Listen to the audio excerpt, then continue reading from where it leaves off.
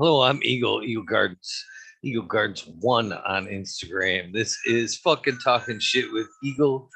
Take 2, the wormhole. Trying to close some extra windows in the background and fucking shut the Zoom window. What a doofus. Hopefully, you guys have had a great weekend so far. I got a feeling tonight's hole is gonna fill quickly. Get my chat all popped out. We had a few rolling in, but I shut it down all last time. Hopefully, you guys are getting some notifications. Light it up again, Tim. Australian grown. Cheers. Cheers, cheers, cheers. As I was trying to say in take 1, hopefully, you guys have had a great weekend. What you guys smoking on? Cheers, Red Bill. Sure, bros. Nice to see you. Of course, lighten up some of this cholumium. Always super tasty. Hell, the Beastly, how you doing, my friend? What are you guys smoking on? I haven't seen you guys in a while. What is current? What do you got on your tray? What is in your pipe? Smoking our skunk ape glass works. There we go. Cheers. Brandon Family Farms is in the house. Cheers, cheers, cheers. I'm so glad to see you guys show up. Smoking Grove Fraser. Hell yeah. Cheers. He's got the puppy, Rosie. Dog's so cute. I miss her. What's going on? Of course, I don't know if you guys can hear it in the background. We got a little bit of Right Into by Jan Fott. Little tool cover there. Of course, suggested by Dank Grower a long time ago. Still haven't quit listening to that shit, man. Fucking great tune. There he is right there. Cheers, cheers, cheers. I hope your ears are ringing. What's up, Miss Cass? Nice to see you always from Texas or in Texas, however you want to look at it. Cannabis flower, always a pleasure. Purple punch bowls. Sounds pretty tasty. Sorry, guys. Let me cough into the mic. Hopefully, I covered it in time.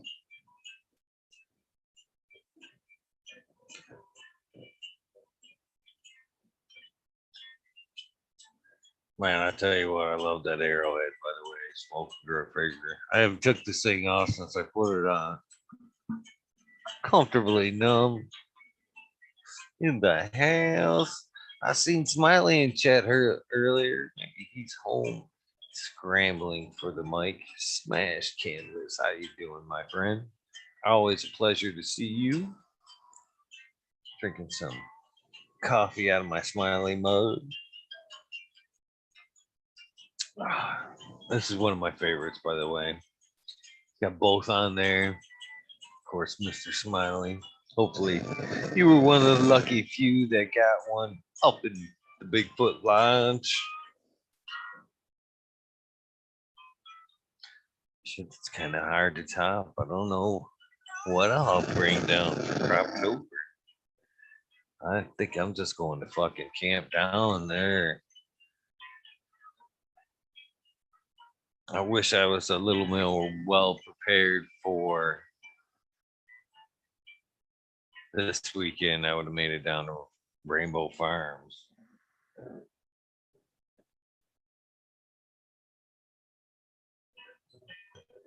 Stabs, stabs, stabs.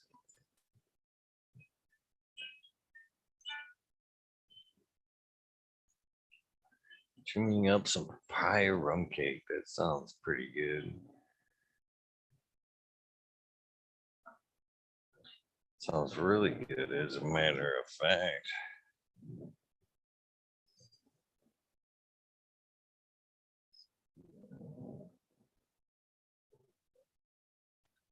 How is my YouTube not I'll say pause. Must be another internet problem. Hopefully no more internet problems. Gosh here. So where's Mr. Johnny Hennessy? Red pill drinking. Smiley out of the coffee mug. Red pill, where you at, man? Jump in here.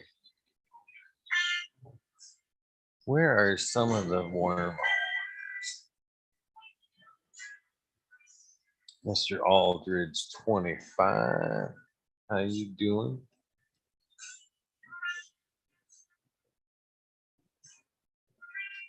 Sounds pretty good there, Smash.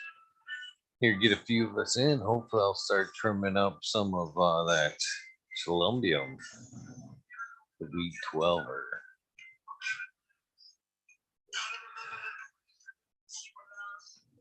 It's a good tune right here. Can you guys hear the music? There's Red Pill. There's Miss Red Pill. Yeah. Highly suspect. Always a good tune.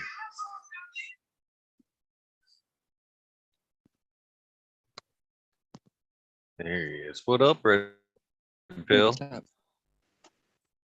How much, man? How's your night? Going good so far. Just setting up a little phone stand right here. Cleaning up work area. All right, well, hold on. I'm not upside down now, am I? How's it going? Yes. What's up, Dolly? You are upside down. Let's see, how do I got fix the Red pine. Pill. I got that pine you've been looking for. Yeah. Yeah. Nice. Guava pine. It's pretty good. Oh, damn it. Pond dried. Sounds good. I dried it over a pond for like 4 days. I'm gonna make I'm some. laughing at Red Pill. His phone just will not cooperate with him. It just wants him to be upside down. Just Yep, run with it, Red. Oh, no. It works. Oh my god, that's so much better. Not bad. I'm here. Cheers, Smash Cannabis. How you doing, my friend?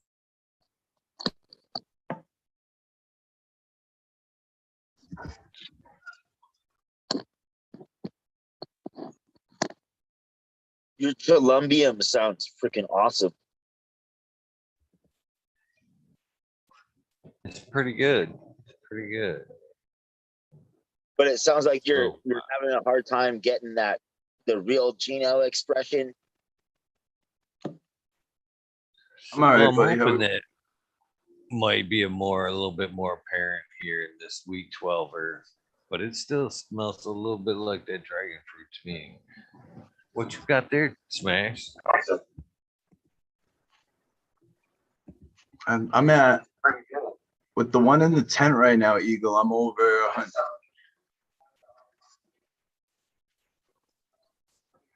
Smash.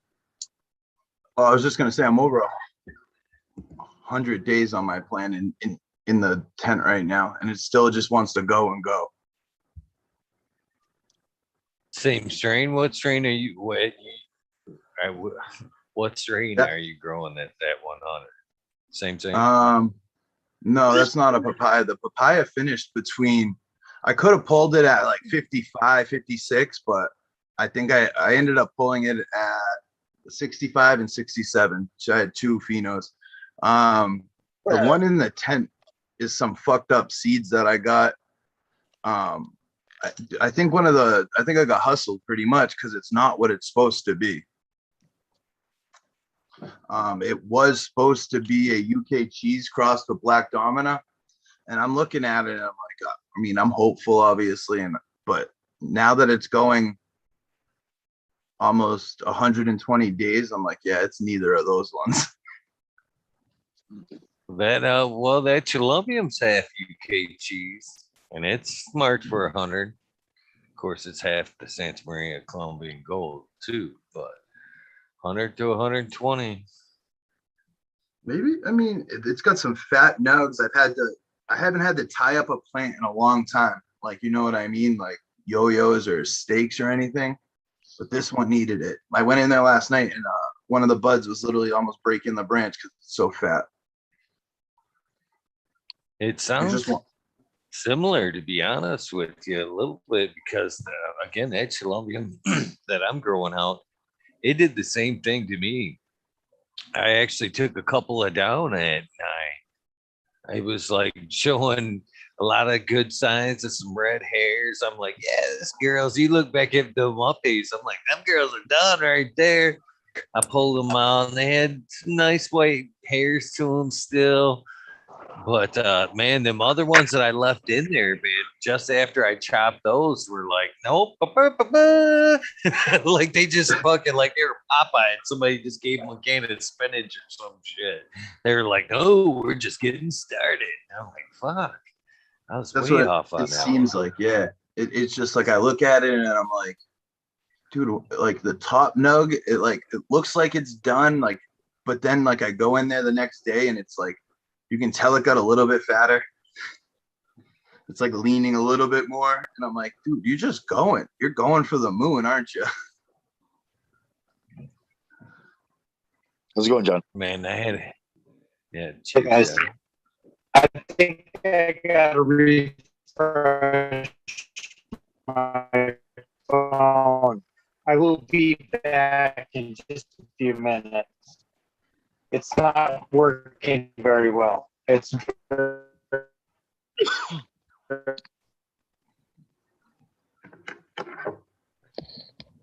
We'll see in a choppy. I had minute. to take my camera off just so I could even see you guys move. So let me reboot and I'll come back up. Right on. See you in a second, Johnny. How hot is your room, Eagle? Shit, right now, 79 with a 52% humidity. Does it 500 ever and get to the 80s? oh yeah, oh yeah, So you don't think that definitely. your pine is based in temperature? You think it's something else? Because what I read from Columbium is the real cut that everybody wants is basically like the best of Hindu Kush or like Afghan Kush. You know, that woody, piney, fruity situation. My number 4 was the earthy kind of pheno there, and there's two different, I mean, distinct. Not talking about terpene profile or flavor, but just plant structures. There's definitely two different phenos there. One is more of a thin leaf sativa with a smaller bud structure, and the other one's got a wider leaf, uh, and it has much bigger, bigger buds. I mean, the fucking one cola that you've seen in the background, if you watch the update today, that thing actually folded in half. There's actually like two clamps on that stick holding that big old bud up because it folded right in half a couple of days ago. But yeah, I had that happen with the top this season. I've never had that before. It was just so big. It just collapsed in a rainstorm. I was like, oh. Dude, I took down my whole outdoors. Half of them were dying because of our shitty year. No sun, high humidity, rain all the time. My outdoors ended up getting all like what I had out there ended up getting powdery mildew, and I said, I'm just done with it. Next year I will start over. I got eaten out by rats and I cut everything early. I had stuff in like the indoor grow, so I was like, is it worth trying to take care of both these gardens right now and potentially fucking the indoor up? No. So that was like the end all decision. I was like, I'm not gonna go out here and fight PM and everything and then go inside and work on the indoor stuff. I found a kind of solution to the PM. I bought hydrogen peroxide, the 3% bottle, and I mixed the whole bottle with a gallon of water. and I sprayed it on the plants like like several times over only at night, so it all got to dry out before the sun hit them. And Yeah. the pistillets didn't die out on me, it was still growing fine. And as long as I kept that up for several nights, the PM basically went away.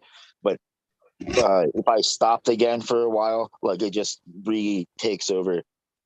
Might as well just do the Jorge Cervantes peroxide dip on the harvest. Next year, I'm fighting it with lacto. I'm gonna IPM with lactobacillus and stuff. If you know who Potemponic Steve is, he says that's one of the best ways to IPM.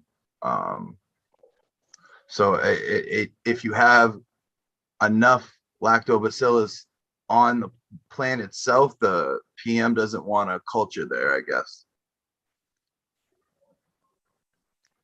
That's my understanding. I'm not a scientist, and it's late here.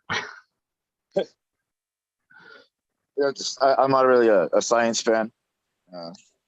There's too much. How's it going, chat?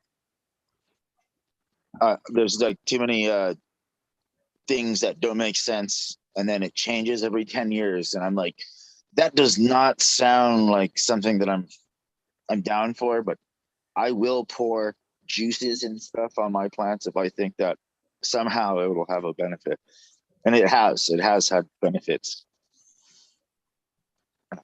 Spirulina.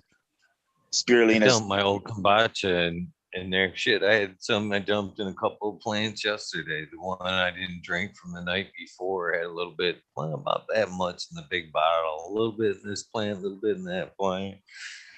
Did you pronounce that again, please? Did you say kombucha? Yeah, that might, I probably.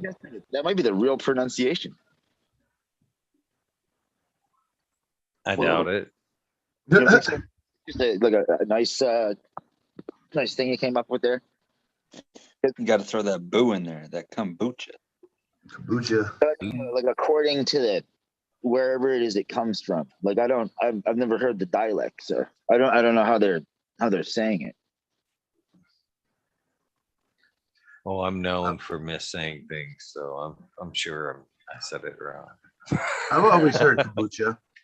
I mean, yeah, I've always heard it called just kombucha, but I mean, I have an American accent also, like you're saying. Yeah.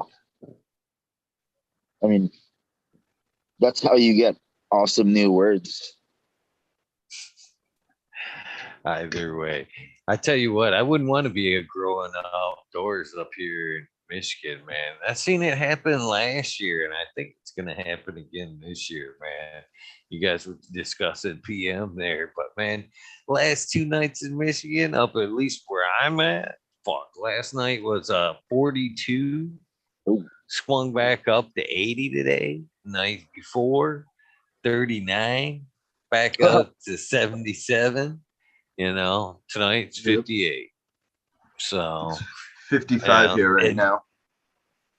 Last year it fell off fast. It was like Labor Day. Okay, winter.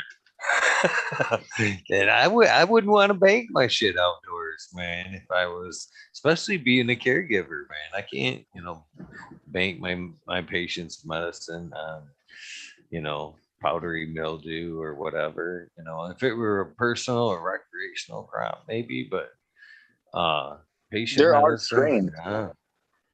There's strains that you can get that won't PM on you or anything at all, and your patients might really dig them. And they're pine. A lot of them are pine. Mm-hmm. Dude, I'm disappointed, Eagle. I had this papaya, one of my papaya rum cakes. The last one I trimmed up, this one, I had to mark it because it's like, it was so distinct smelling. This one is sweet. This smelled like gas, like straight, like pumping a dirt bike full of gas. Mm-hmm. I was like, oh, and I didn't keep a cut. I'm so disappointed. You still have the bottom branches, or do you cut like at the base of the plant? No, everything's cut down, dried. Everything's like this. Take whole plant, hang whole plant. Oh wow. You listen to Tenacious D? or have you? Like Jack Black. Yeah, like he had a HBO special, and him and KG were like doing recording, and they came up with this awesome song, and they didn't press record. And pressing record for the grow is like keep it just in case it turns out to be fire, and you have that cheap CFL bob on them, just in case, hoping that it'll re-sprout. Because if you want to kill it, then you can kill it. If you don't want it, then you have it right there, and it'll just boom on the next one. Yeah. Cheers, I don't. Miranda Family Farms. Sorry, guys. No, it's okay. To Miranda. What up, people? But I do want to kind of chime in on this, if you guys. I didn't mean to cut in for that, though. Just wanted to say it alone. But Smash there. So, do you normally whole plant hang like that? Yeah. This one downstairs, I'm gonna have to cut up into a couple sections, but most of the time it's all whole plant like that.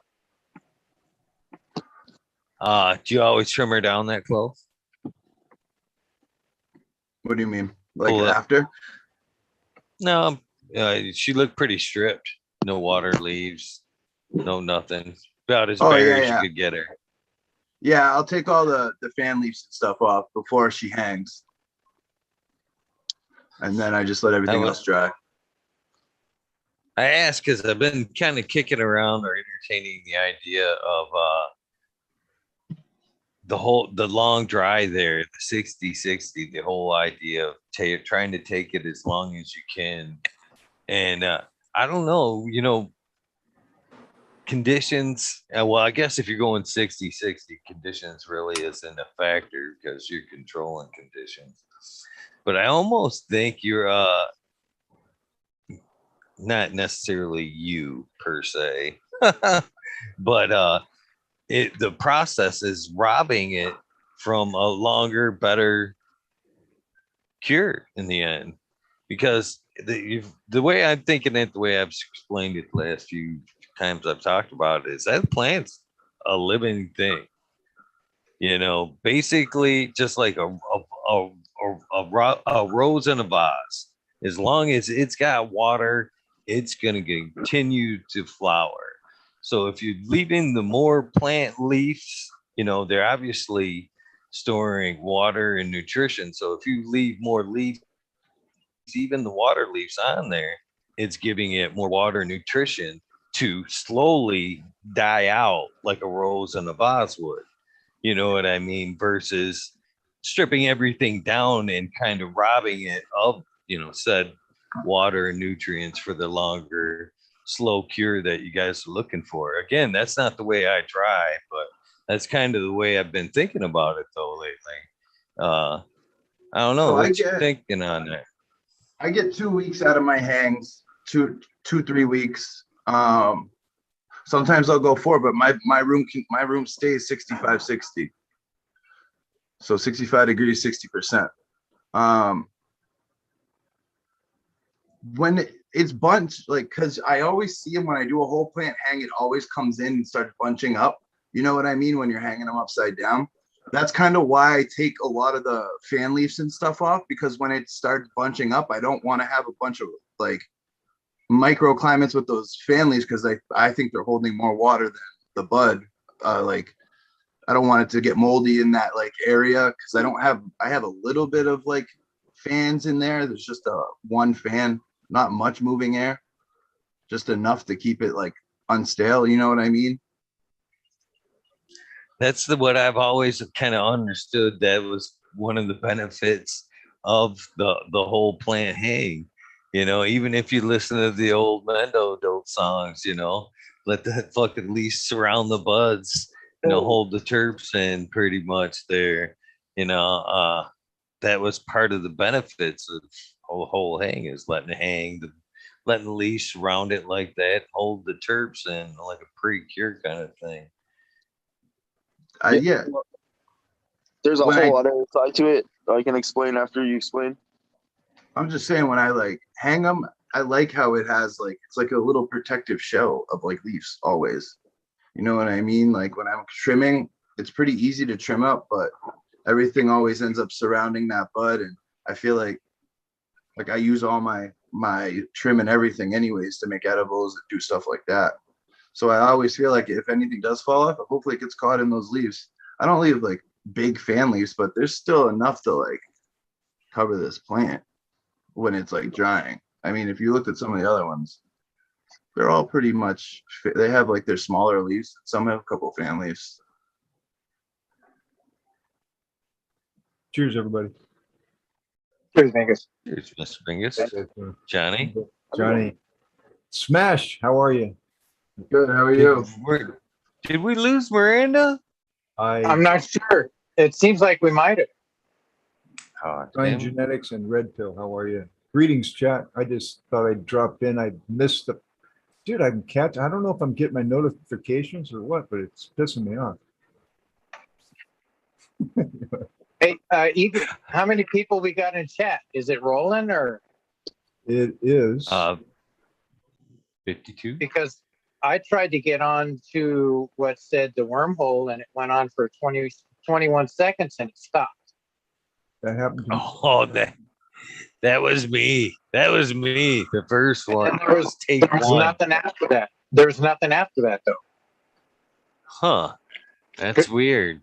Because, 'Cause yeah, the first one, I bet you it's because I went. Sometimes if I go live back to back, if I fuck up like that and I go live like within the same minute, I think it fucks up the notifications for everybody, is what part of that. This one in particular, I did like a take one.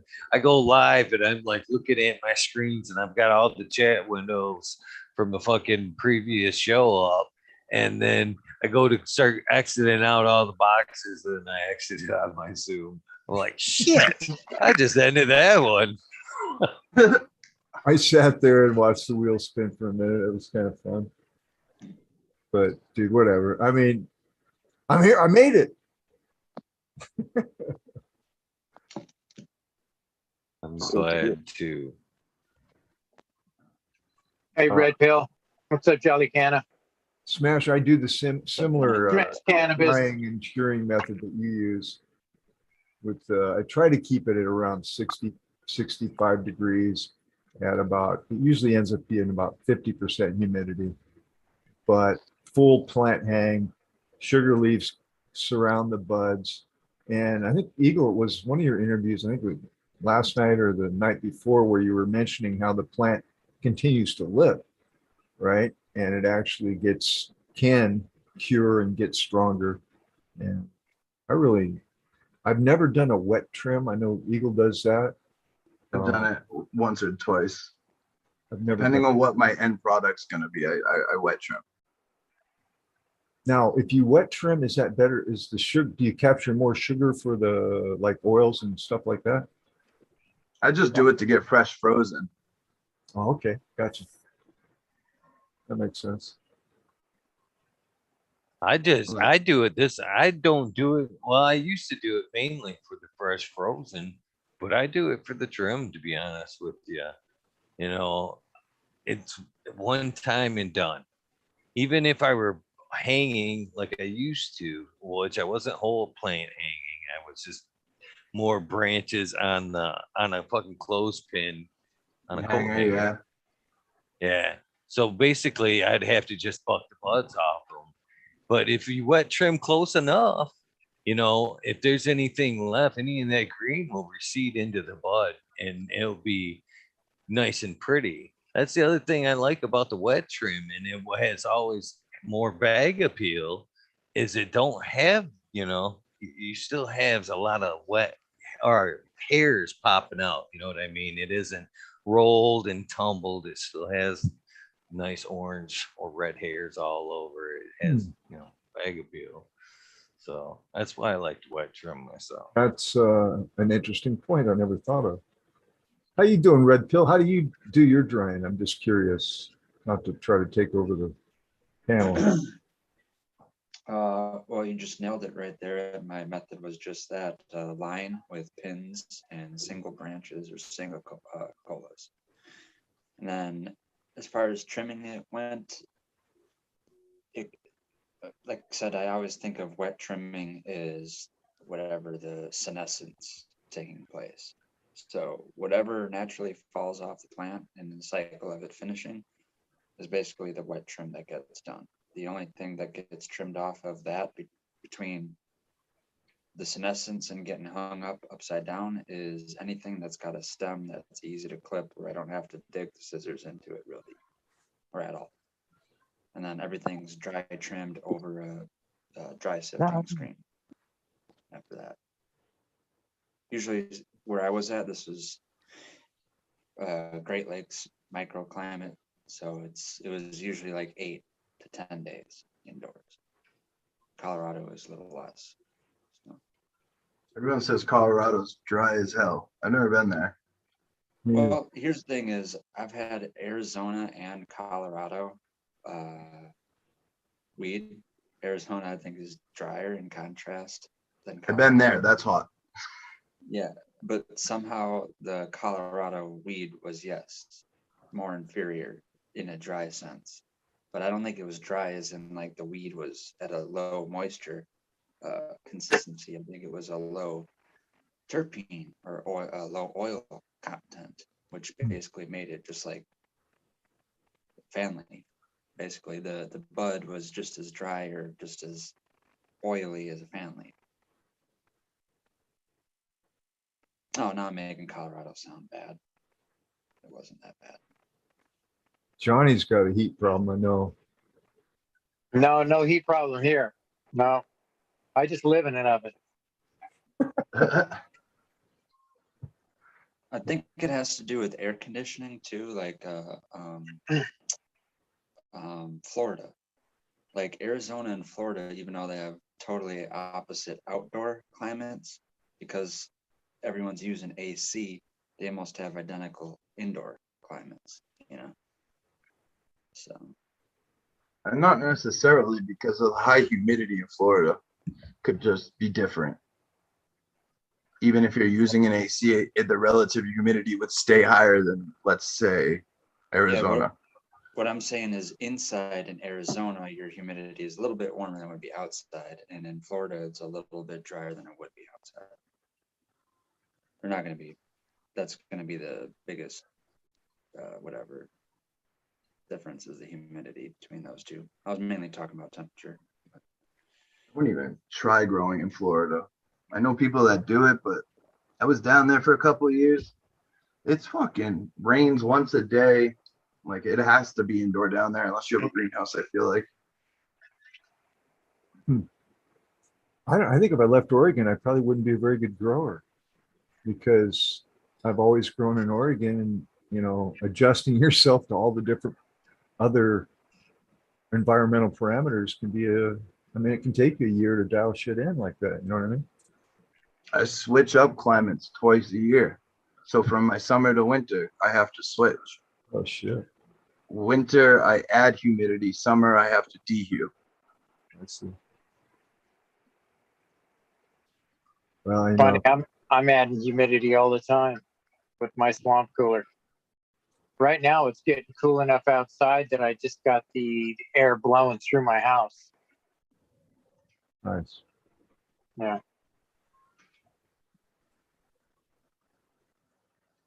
Interesting. Another trim bin. Everybody does things differently. It's great. It's always little nuances that I'm interested in watching with other people that grow. Yeah. Like So I mean, wet trimming having a better will bag say appeal. I that, never thought of that, you know? I do think for me, I've never put, you know, a humidifier or dehumidifier in the actual dry space to control humidity, but dialing it in anytime I heard 60% automatically, that didn't make sense for me. Like, I never would really want 60% and up with nighttime temperatures with the plants growing. So when the plants are hang drying wet in the dark, the 60% humidity never made sense. So even if it dries a little bit faster, if I lower the humidity just a little bit, I still think it's going on the safe side. I only use, all right, so I stay right between 60 and 65 for at least 4 weeks, 3 weeks, 4 weeks. I'll go even longer because normally like I'm aiming for that in my jar anyways. Is like 62%, and I want it to be about 68, as high as 68 for curing. So why not keep it in my fucking dry room? Sorry, I don't like, oh yeah, I'm on Eagle, so I can swear. Yeah, so why not keep it in my dry room and work the fucking cure in there and just let it hang and do its thing. It's the same concept as putting it in a jar, but I'm not having to burp it as much, or I don't have to burp it at all. It's just doing its own thing and degassing. Exactly. That's the next step, because another thing, I was talking to this same thing conversation, and when I got to this point, he was like, whoa, whoa, whoa. But what I do is I put my buds in a jar. The first day they go into the jar, the lids don't even get put on. Buds are just sitting in the jar, lid off. And then I a day feel you. later, well, really actually a half day, by the time I fall asleep and then wake up and then get to my normal routine, then I come back to the jars, take the buds out, let them sit on a tray or whatever for literally like just like 2 or 3, maybe 5 minutes, and then put the buds back in the jar. Then I started doing the maybe once a day unlidding for 15 minutes or something. But what I've noticed when I do that lid off one day and then reorganize the buds back in the jar, they do the thing where they don't stick in the same spot. And if you were to dump the jar upside down, the buds all stick, or if they do come out, they're all stuck to each other.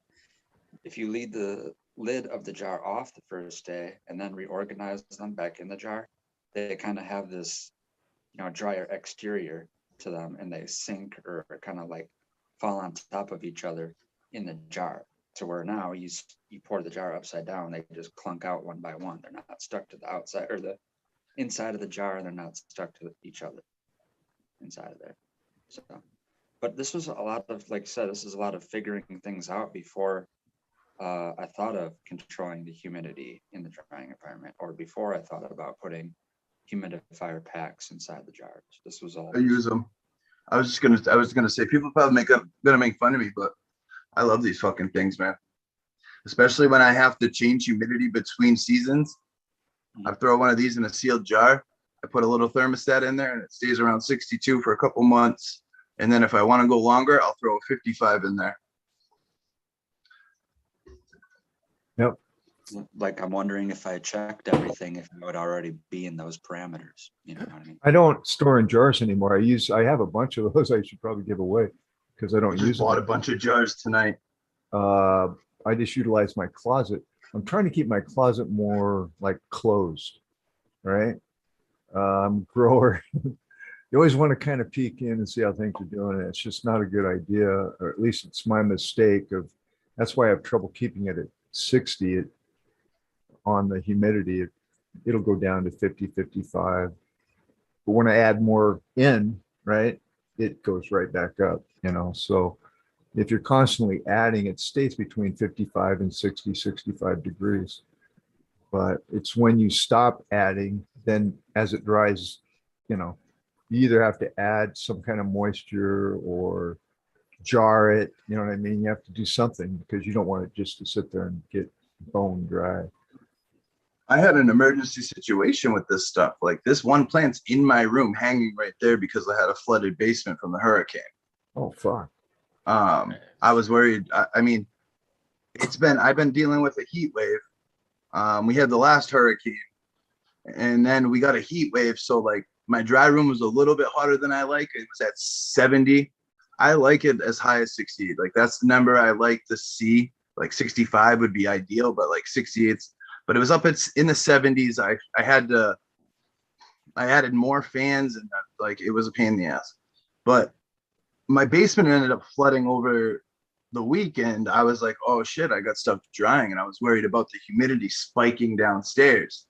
So I had to go down there and I cleaned it, and I brought the one plant drying up here because I have my tent. Even though it flooded in the basement, my tent is still staying right at 50%. And I have 3 thermostats in the one plant that's in there. There's also only one plant left in there. But yeah, it's staying right at 50%, even though my basement flooded. Even my little auto tent, I have it so it's pretty dialed in where it's staying at 55%, even though it's still kind of wet. But I do have my big DHU on. I got a 70 pipe DHU running right now. Like I go down there 2 hours before lights out to get like ready for lights out. You know what I mean? To get the air starting to go. I have an intake fan, right? Like the DHU pretty much feeds the tent. So it's like, it's always cycling, and it seems to be working pretty well, even though like I've had this happen before, like the basement flood. So I've been planning this. Like things are up and you know what I mean? Things are up. Experience, Like basically. it's a pain in the ass. I have to dig up the whole fucking yard pretty much to fix it. I have to dig up my basement stairs and this wall. It just, or we have to get it graded or something because it's coming in through the basement door. Anytime rain starts coming, like it's not often, but if the wind takes it against the back of my house, then it's gonna flood. What state are you in that you got the hurricane? New York. Mass, Oh, What was it? Mass. Oh yeah, okay, yeah, that's where I am. So that hurricane, it fell apart by the time it got to us, and it turned into a tornado right down the fucking street. And In Providence.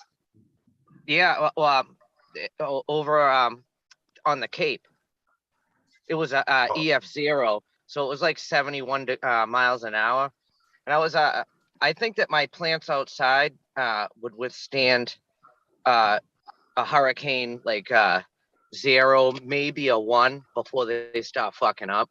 But my shit was fine. Actually, we got all the alerts, and a lot of the people I know all went in the basement in the middle of the night. I was the only person I know that was running around outside, ready to ape hang on my greenhouse, because I ain't letting that shit go down. Oh, you got a greenhouse? Fuck, I'm jealous. Yeah, well, I don't have the cover on it, so actually the ceremonial covering of the greenhouse is going down Tuesday, which is exciting. It's different around here. People don't understand. Like, people don't understand that we were in the woods way longer than most. We didn't come out of the woods until a couple of years ago, and I barely know. I know 2 growers in my state, and now 3. You know what I mean? Like I've actually met, like, and talked to. I couldn't tell you anyone around me that grows. Even walking down the street, you don't see cannabis plants outside. Like I don't have like a neighbor. Like it kind of sucks because we were stuck inside like prohibition for so long. Everyone's kind of still hermited. Oh, I fucking buddied up with my medical doctor and started hundreds of people growing. I've been giving out free seeds as much as I possibly can. I have some of Tommy, Tommy Trichome, obviously. Yep. Eagle. I got some of his purple diesel G13 crosses I've been giving away. And then I've been some of my crosses I've been giving up. My cross I've been giving away. I just want people to grow. Like we just had a cookies open up around here, and it made me so mad because there was such a full line out the door. And Oh, I seen that. Yep. And it's sad because like each county's allowed a certain amount of like buildings and like stores. And Berna just came down and took from someone who could potentially be a local person that could have had that fucking store open. Took the spot. It's kind of fucked up. But you know what? At the same time, but if you look it's at his also- menu, look at all If you the look at- people that showed up though. That line was down the corner and down the block, and it was fucking crazy. And it just goes to show you just how many people smoke compared to the amount of people that fucking grow. Because none of the growers were there. no, of course not. They didn't even spell our name right on the bag or the city's name right on the Shit was bag. all, yeah, I seen that. But I looked at the menu, you guys are gonna be sick. I looked at the fucking menu, right? $65 for an eighth of not even cookies. Not even cookies. They didn't even have any cookies. It was all bought from a local farms around here. so if people around there are paying for the blue sky, that's nice. I seen a cookie pack was going for $70 an eighth, all the way up to an ounce. $70. I call burner out. My shit's better, and I'm charging 20. My people know. My patients know. I have one patient, and then I take care of my little sister because that's the other 6 plants I have. Because I don't have a med card, you know what I mean? So I take care of like my cousin has a med card. I grow for him, and then my sister and me are technically this is our garden because the house is set up like her apartment's upstairs, my apartment's downstairs. So it ends up working out where I can have 12 plants. Even if I got my med card though, I can only have 12 plants. So I don't see why I need to pay to get taxes off of the dispensary. Yeah, that was actually step one to like being able to have my grow, because it's been illegal this whole time. So it's been growing in the woods and whatever. And then starting off as a young adult, you start off in an apartment and you can't grow in there because it's still illegal. And it's up to the landlord in Massachusetts now if you're allowed to grow in there or not. You have to So- ask if you're in an Yeah. apartment, you physically have to ask your landlord if you can grow in there, and they can tell you fuck no. Yep. So So the step one was to Smash. get your own spot. You don't pay just to get the discount in the taxes. You're paying for the medical shield, basically. I'm sure where you're at's no different than Michigan here, being a recreational and medical state. I still carry my card. I tell everybody to still get their card. You go to work, you get hurt, and you've got cannabis in your system. It's no different than having alcohol in your system. You're recreationally impaired. You get in the same situation. I get hurt at work. I have my medical card. Well, it's in my system because I have a medical right to have it in my system. Take my ass to court because I'm going to Yeah. win. You'll be fighting that shit forever. I'm my own boss. So I mean the job thing I'm not worried about. I support like our medical like scene. Like I just don't What I about grow if my you get pulled over? they're not gonna fuck with me. Same. You know what else If we're you get- allowed? You get pulled over, they test you, and it's in your system. It's recreational in your system. They're gonna You're go gonna like be this. charged. You go around here, they're gonna go like this and be like, oh No. well, you've been So clean they for can 5 figure years. out a way to get you. Are there any states left that are just medical and not recreational? That don't suck? What was that? No. A state that's just like, I hate to say the term old school now, but just medical, not recreational, caretakers, you can grow for yourself, you can grow for patients. I think there's like 10. I'm not sure which 10, but I believe there's 10. 26 rec and then 10 still medical. You know, in Massachusetts too, a bonus for having your medical card. I've had my card since 2013.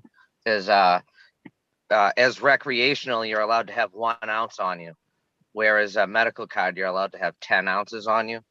So The that maximum also, the maximum is 10 ounces no matter what. That's where we get fucked here in Michigan.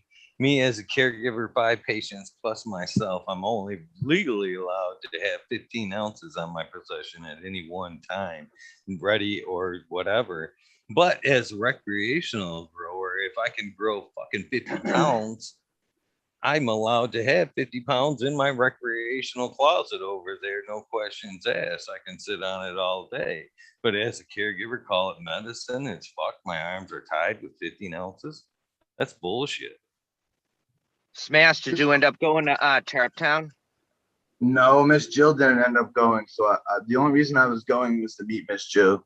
Yeah, which sucks because she had to back out like last minute. And I'm actually Yeah. glad she did because of the way it all kind of went down. Because she was going to be in my booth. So she was going to, we got kind of thrown in the back, which kind of sucks. But I ended up making my way on stage. So that's all that fucking counts. Good for you, buddy. And they Took home won't like I took home third in pre-roll with Elon Musk from Mr. Spliff. Nice. persistence per days. So the cool thing about the Michigan, like, I mean, you guys are fucking fighting right now for your rights anyways, like, which sucks. September 15th. Yeah. But no matter what, even if I were to get my card, I'm not allowed to maximize like plant count, like nothing physically changes. Everything stays the same. It doesn't physically make sense to pay the extra $200 a year for nothing to change. You actually end up losing your right to have a firearm if I'm you're a a medical felon. patient. No, you can still have a firearm here in Michigan. You just In can't have the two Massachusetts, you together. can. Massachusetts, In you fact, forfeit. I can have my fucking carrying my concealed weapon on me as long as my marijuana's in the trunk. I think they were trying to make it like I heard a lot of people were saying, I'm not doing it. I'm not giving up my gun card around here. But I'm a felon, so it doesn't matter. Yeah, You can't be a caregiver here in Michigan anyway. That's actually one of the reasons I have my medical card, because I've been in trouble my whole life over this fucking plant. So even though it really doesn't do anything extra, it just gives me more peace of mind to know that I could possibly just maybe not get in trouble by having. gives you plausible deniability, buddy. Also, I just thought of this too, in a perspective of coming from a red state, it's a life changer too. If tomorrow, all of a sudden, it would just be okay where I'm at, I don't have to move again. So, You know, also I need my medical card to be able to weasel my way into the fucking dispensaries that grow their own cannabis, so I can try to get them to get seeds off of me. That's all I really give a fuck about when I go there. I don't care about their garbage shit. I just want them to place an order with me. Yeah, I don't even think I'm allowed in a facility, man, which sucks. Because like I wanted to get a job in cultivation when we first opened up. I gotta wait. I think it's like, when am I at? Probably like 2 more years and I can try to get my shit sealed. I only have 1 felony. So I'm gonna physically go back to the judge that actually gave it to me and see if he'll seal it. Because it's something it's just a stupid fight.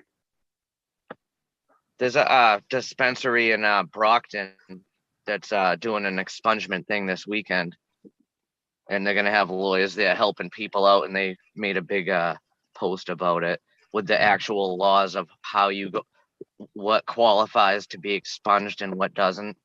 Because I never got my shit's still on my record too, all my fucking cannabis charges, because I'm scared to go to the courthouse and get them taken off. Well, if you get them But I gotta taken look- off, all right, here's the benefit. If you get in trouble again, you're not going to hit that 3rd tier where you don't get out for a while. Mhm. So that's the whole reason to do that. But as long as you're staying, keeping things legal, then who the Yeah. fuck cares? You know what I mean? Because here in Oregon, like I thought about getting expunged. I got 2 felonies, but nobody gives a fuck. Nobody cares that, oh, you were a grower? Cool. Next. I mean, it's not like a negative anymore. Plus, I heard I live right down the street from the sheriff's office. So I talked to the sheriffs. There's no money. There's no money in arresting people for cannabis anymore unless they can catch you, sending Moving out of weight. state, Yeah, hundreds of pounds or something, you know what I mean? So coming over the border or some bullshit. yeah, I mean, he was saying it takes like $100,000 just to create an arrest. So if they're only going to get $5,000 or $10,000, it's like, fuck that. It's all about the money, at least here in Oregon. Oh, it's all about the money everywhere. Anyway, sorry, I kind of went off there, but it kind of pisses me off, I live in Massachusetts, which is like, shit, man, we call it Taxachusetts. Everything's just a little bit more money for fuck shit. That's how it is in Oregon too. I mean, everything. The property taxes here, fuck. Even if you outright own it, you don't own it. Yeah, right. You still have to pay taxes. Yeah. And then if you don't pay those taxes, you owe on them, and then take your house anyways, even if you paid on But they're hoping you don't pay. it. They're hoping you don't pay. Hopefully, when I want to, I want New Hampshire. I want New Hampshire to fully like if I ever moved to New Hampshire, I would get my med card and shit because New Hampshire is beautiful and I want land. You know what I mean? Like a decent amount of land. I love New Hampshire, but I've been scared of that state for a long, long time because you used to get pulled over for weed and you weren't coming home for a while. Yeah. Dude, New Hampshire's fucking motto is live free or die, but they fucking Exactly. hate on cannabis so bad. So New Hampshire's in between Mass and Maine, and they snatch, like he was saying, they snatch people all the time, still currently driving from back and forth from each state. Just fucked up. If you're out of state, the chances of you paying go way up because you don't want to have to deal with the expense of coming in and hiring and doing all this shit. You just pay the fine, and usually they're pretty freaking stiff for the out-of-staters. I've dealt with that a couple times driving around Oregon and slip into Idaho, and boom, they're just right on you. Fuck that. It's like shit, and they're like Maine, 200 up as far as, I mean, tickets are expensive. Maine's fucking beautiful. Like they have an awesome med program, but they're charging pretty much the same for rec prices. But their medical program's been going for a while, and like they'll take out-of-state cards and stuff, which is cool. But you still have to it's not recreational yet. I don't think. I think it's all still medical.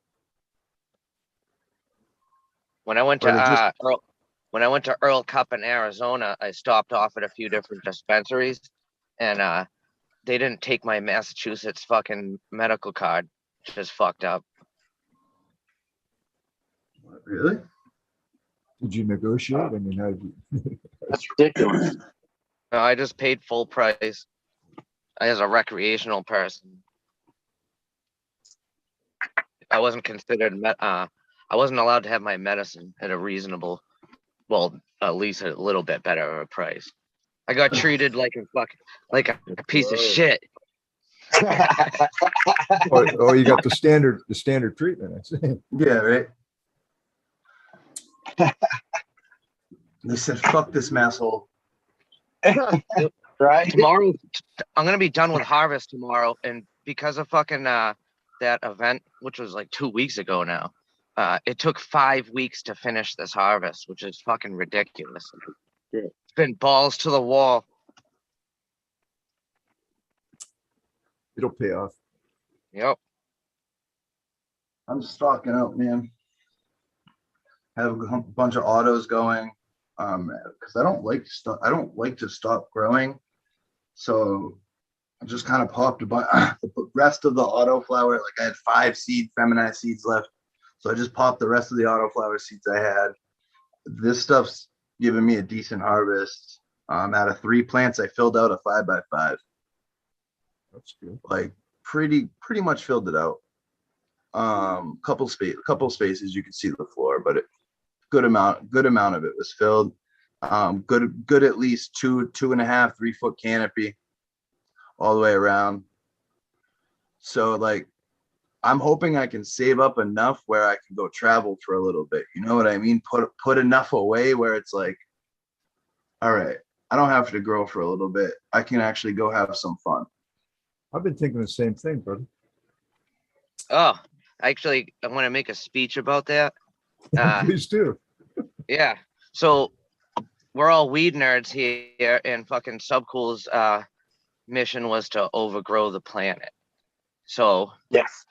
we all need to grow, but we need to not just grow, we need to build a canopy and grow more than we can consume, so we can also share our stuff with people that can't grow or stuff like that, because that's all part of overgrowing the planet too, to grow more than you need so you can help people that can't. Right on. So that's what we got. It's all about building the canopy. And my buddy, he actually listened and grew a canopy this time, and he's excited because you can see wall to wall in his tent now is going to be buds. And before he just had like a couple little jars, and I graduated. I got rid of jars because jars, you would need thousands of jars to fucking pull off an outdoor harvest. It So I gets do expensive bucket. too. Yeah. They had these things called harvest keeper buckets, Yeah. and that's- they're actually really cool. those I are don't know good. if they sell them anymore though. I can't find them anywhere. But Really? I go, yeah, buckets they're- and totes. I think that yeah, when I go to that level, I buy the black and yellow totes. Everyone they- probably knows what I'm talking about. yeah, of course, yeah. I got a couple behind me. I think I wish those there was buckets are weed. still available. There's in there. DWC plants growing out of them right now. But God, Redfield, turn up your mic, dude, because I know I'm not this deaf, but I can barely hear you, dude. should I speak deeper in a man's voice or use my outdoor? No, you're voice? just a little bit far, Red Pill. So yeah, you're just a little bit far from your mic. Let me get all nice and uptight. No more higher pitch. Sorry, dude. Close. Put on a I manly mean- voice. I value what you have to say, but if I can't hear it, it's like what the fuck? Once in a while that happens, I might have to hop out. It and hop does. in if it's that bad. Eagle, did you ever grow the sweet tea from Sub? No, I hadn't. I've got a pack, but I have not grown it out yet. I don't know if you've seen the pictures on my Instagram of the sweet tea plant that was the indoor one, but all the buds were sideways on the trellis. They were so fucking top heavy and huge, just like the ones that Sub grew.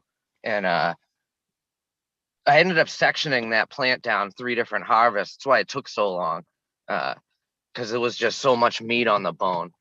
And See, that's I too took bad. my biggest plant outside in the greenhouse is a sweet tea, but I took a clone of it. I actually took a bunch of clones and smeared them all around. But I took my clone and I kept it and I put it.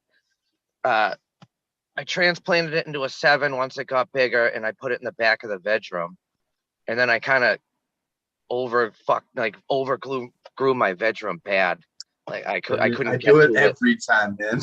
You don't It's a even know. constant problem for me. This thing was sitting in a 7-gallon for 3 months back there, and right now, the sweet tea is a fucking vigorous plant. This thing is like, it should be like an outdoor plant. This thing is like fucking 7 feet wide. It's like taller than me, and I'm like, oh my god, didn't even stretch yet. It's still in veg, so I'm gonna have to seriously fucking mat this thing down. I don't. When I do the trellis, it's gonna take up a fucking quarter of the room. You're gonna have some very nice nugs, and if it's like that. Hell yeah. That's sweet tea forever. And then I didn't even realize there's another fucking clone in veg still. Just when you thought you were done. I'm What's gonna the have profile cheesequake like and on the sweet one you tea. got? Cheesequake and sweet tea well into the new year over here. What's your sweet tea like? The sweet tea, I think it's because it's in my fucking head, and in my head's fucking high, that it reminds me that it actually kind of might taste like sweet tea. Imagine that. That'd be dope. I don't think it does, but I think I don't think it really does, but my head thinks it does. You know what I'm talking about? Like Yeah, when someone there's- says, "Hey man, taste this," it's gonna taste like sweet tea. Yeah. Oh, do you taste that lime? Oh yeah, yeah. Oh yeah, Yeah. man. I was thinking more when someone's like, you need to take a bath. You're like, I don't smell anything. I think I'm gonna do some Duke Diamond and then some Skunk House next. Sounds nice. I Oh, got this some is skunk fucking- number 1 coming through. Yeah, speaking of skunk number 1, I was just telling Johnny earlier, I tried re-vegging for the first time because I don't need to ever do it, but I decided I Yeah. needed to do it on my skunk plant because the shit was tight, and I didn't take any clones and keep them for myself, and the re-veg was a failure, so it's in the compost pile, and I'm down to like the last 2 buds and then like some crumbs, and I was down to the second to last bud, and I broke it up and a seed fell out of it, and I was like, oh shit, what the hell's the chances of that? Touchdown. Fucking touchdown. That's how the white, There was actually my one white, seed out of that whole fucking plant, and that thing pulled off a good amount too. the one I really want to save was the white tiger, and I did my rebeds again. Just same thing. One seed. That one seed, my friend, better than the original. I don't know how, but it worked. So the cannabis gods have blessed you, in my humble opinion. When that happens, you know what I mean? It's like a Some divine serious thing. blessage going on because Yeah. I don't have fucking no caterpillars outside. There ain't no mold. There ain't fucking nothing. Nope. Right. There's shit. My shit looks tight outside. My shit outside looks like indoor. Yo, my fucking outdoor looks like yo indoor. I seen Mendo Dub's post the other day. You probably seen it, Eagle. They were like, "Yo, fuck all you greenhouse growers for fucking up the market," or something like that. Oh, I seen that, but I'm technically not covered yet. Still, you know what I mean? I'm still full sunning. So fuck them greenhouse growers till like Tuesday. I'm building a greenhouse. In Massachusetts, I'm building a greenhouse if I stay here. You need to, and it needs to have a sweet exhaust. It needs to have fan over the canopy, under the canopy, and it needs to be oscillated, not just straight on. And but the exhaust part of it's important. And even in early September, it's fucking. We still average 190-degree day, so a 90-degree day outside means 120 in the fucking greenhouse. And you know what? The plants love it. They do. They don't fuck up at all. You're right. The best crop I've ever seen, it was like over 100 degrees. I think it was like 85, 90% humidity in the greenhouse, and it was just a fucking jungle. And you're talking growth like 3 inches a day. I mean, just unbelievable. I've never seen that before. And then the harvest, you know. So I think temperature thing isn't as much of an issue in a greenhouse. I hear people say, "Oh, I got to keep the temperature down." I'm like, I don't know. Again, then if you think about the equator jungles, right? Mhm. That's kind of the same. As far as I know, atmosphere. the heat will also keep the mold at bay because you don't want it cold and wet. You know what I mean? On a hot and wet, if you're gonna have it wet. Exactly. Listen, like the Jungle Boys, I know we don't like them. I know whatever, but they have like their 115 aftergrow method to kill. Like they talk about them purging their room with heat after the grows are done to kill anything. Getting it up to 115, 120 degrees in the room just to kill everything. That's it a good makes way, sense. Yeah, There's nothing wrong with that. makes sense. That's sterilization. Yeah, What's wrong? sterilize just like dirt. I used to bake like I was going to use a dirt. I didn't know I'd bake it first. You know, put it in the oven. My bake buds it. from last season are way better than this season because I had a tarp over the whole grow, and then this season I rocked without the tarp, and like the whole flavor and stuff just isn't the same as when I had the Nothing tarp can over. touch the sun. No light we buy can touch that fucking sun, man. It does some things to this flower and changes. Like even if you have the same fucking cut, and you're running indoor and outdoor, it's going to be different. Yep. I took my blackberry outdoors, tried to increase the vigor. It's working. It doesn't even look like the same plant, just like what Smash is saying, dude. And it's the vigor. Boom. I'm taking clippings like crazy before I can't, but I'm going to do that every year. I'm going to take ones that are lacking their vigor and throw them outdoors. Can't beat Mother Nature. Just can't. Yep. I can attest to that because I took my Gondog Mimosa. It was a clone. And normally it has a very orangey kind of a burnt rubber with something else within it that gives it like gassy kind of almost. And this stuff, when I threw that stuff outside and I grew it, that's when I got my popcorn flavored taste out of that weed. And it was completely, and it was a clone. So that question you asked, that question you asked yesterday, Eagle, on that on the program about how clone variations, what he thought about that. I love that, the way you were coming at that. Open up some thoughts in his head and everything. I enjoyed that. I did. That was a great episode. I was enjoying the heck out of that. That was, Eagle, that was interesting. Eagle, have you thought of a name for the DOA strain? No, not yet. I was gonna kind of maybe leave that up to everybody else, you know. Put some names in the hat, you know what I mean, type thing. Were you gonna kind of wait till it was done and so you could like incorporate the name from the effect, flavor, or taste, or smell, or just like through something to do with DOA himself? What were you kind of thinking? Again, that's more the reason to throw the names in the hat. More the reason to throw the names in the hat. That right literally there. actually isn't that bad of an idea. Like have like a fan. Well, I don't want to say fan, a viewer, fucking. If it everyone were me gets to personally, suggest Suggestion something. box. Spin the if I were wheel. gonna Name that just strain. breeding out a strain for myself, I would it would be a play on the strain name somehow. I'd bounce around the fucking names until I kind of come up with something. Is would be the way I would go about it. But this is a dedication strain, you know what I mean? This is completely different scenario. You know, I don't know. I think throwing it out there for everybody to kind of maybe vote on better way. Better way.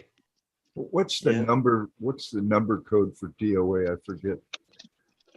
Like 1020 or Like 147. 187? Yeah, type shit? that's what. Yeah, 187. Oh, 187's a murder. Okay. So DOA. I'm just, you I know, don't know. hard to say. I mean, how could we honor him? This would be my first thought. You know what I mean? If that Yes. was his handle, I mean, just go with DOA. The DOA stream. That's what I- Anthony that's what I Oscar did. Diaz, man. What? Anthony Oscar Diaz. Dude. Guys Diaz. just say names so freely. Yeah, Diaz. Dude, that would be popular actually. I used to fuck with him all the time. Anthony Oscar De La Hoya, man. I used to get super high and fucking think that I was talking to Cheech. You know what I mean? From Cheech and Chong. Because he kind of sounded like him when he laughed and shit. Kind of looks like him. Huh. Peace and love, weed nerds. Peace and love. With all my all the strains, I've the two phenotype females I took, the male I crossed it with, they're all named after friends that passed away. It's the way I do my names, just things that I remember and I want to be remembered. So, I don't know. I hear you. think the You have to way I kind of. name- Oh, my bad, Mingus. No, go ahead, buddy. I was gonna, if anyone knows what the Wu-Tang Clan name generator is, you can put any old phrase in there, your own name, nickname, make up a little silly phrase. Anyways, it spits out what's gonna be your name in the Wu-Tang Clan. And I think of that kind of word association. So, You know, I don't know. It could be I got an going for observation about Wu-Tang, actually. So, Yeah. at the Freedom Rally, at the last Subcool booth, I was spitting some hot fire like Dylon, you know what I mean, on some Wu-Tang. And someone didn't know who the hell Wu-Tang was, so I was telling them. Next thing you know, because I was saying like the Wu-Tang song, there was 3 different people that didn't know each other in Wu-Tang shirts that heard me saying Wu-Tang song, so they came over. They just flocked over. It was just kind of fucking weird. And this other person never heard of Wu-Tang, so it was just kind of cool. And then at this last event, there was mad fucking Wu-Tang shirts walking around. Yeah, it's So a people- fashion statement. It's kind of cool. I still got me a Wu-Tang shirt too. Johnny, nice shirt. Look at this shit. Yeah, that's a nice shirt. You know what I mean? We can shop over there. Look at that. Matching toits. Oh, that's pretty That's nice. funny. Look like fucking twins. So Eagle disappeared. If anyone's wondering, he will be back. His internet Yep. probably should have had. Excuse me. That's it. I had a bunch of borderline touchy subjects that I was going to talk about on the show, like waiting for his thing to drop out, and then I forgot to talk about them. Like all of my crazy 9/11 conspiracy stuff and Osama bin Laden raid conspiracy stuff. Shoot. I just totally spaced it. It is a wormhole. I mean, I'm sure you guys have thought about some of this stuff too. I mean, like, was Michael Moore's movie really like a ad paid for by lawyers? You know, like they said that Is Alex a Jones really helicopter been dead? fell on a wall, and then they told us where the piece of technology that got them to the zone was. And they said that the tail fell over on the other side of the wall, which means the piece of technology was on the other side of the wall, and they blew up the chopper. Like, this doesn't make it. They said it on the news, and I was like, "Are you serious? Did you just tell me this?" They always blow up their stuff. If anything goes down in enemy territory, they either blow it up or take everything out of it because they do not want the enemy to have anything that we have that they don't have. I know, Except but they in didn't touch except the in piece of equipment. Afghanistan. Well, that was Pakistan, but they didn't blow up the piece of technology that cloaked the helicopters that got them there. And I was like, this is crazy stuff, you know? Like, did we have like a trade or something, or like what's going on here? The only conspiracy theory I believe in, well, I mean, the only one I really think about is like how drugs like heroin and crack are population controls. I don't know Because about that. There's a I've lot been of truth to that. I've been addicted to this shit, and like, you really don't have, like, it sucks trying, like, in some states it's a little bit better, but in the United States in a whole, it sucks trying to get out of an addiction. There's not much help, and there's a lot of jail time involved with like being an addict and stuff. So it kind of just ruins your life, progressively getting worse and worse. And they're not trying to help you. They just kind of they keep throwing you to the wolves. Placate. And every They time- placate. They placate you to feel better about who you are, and they don't really encourage you to change into something better. And it's there's a lot to be said for that. Dude, you're talking about how do you control the masses is what you're talking about. And that's if you go all the way up. The money flow, you know, like they used to have legal drugs. They used to be better than Mexico in America. And then it just suddenly they drop out and make all of this shit illegal and then start taxing the fuck out of it. For the money. For the money. The Rockefeller Foundation came in, created the American Medical Association, and boom. They're still lobbying to make more money right as we speak. If you want, I mean, you're touching right on the subject that's going on currently. All right. So it's just population control. If you read the UN's Agenda 21, this is 2021. It's mostly about population control. And then you have to ask yourself, who is the UN? Start there. Start finding, backtrack.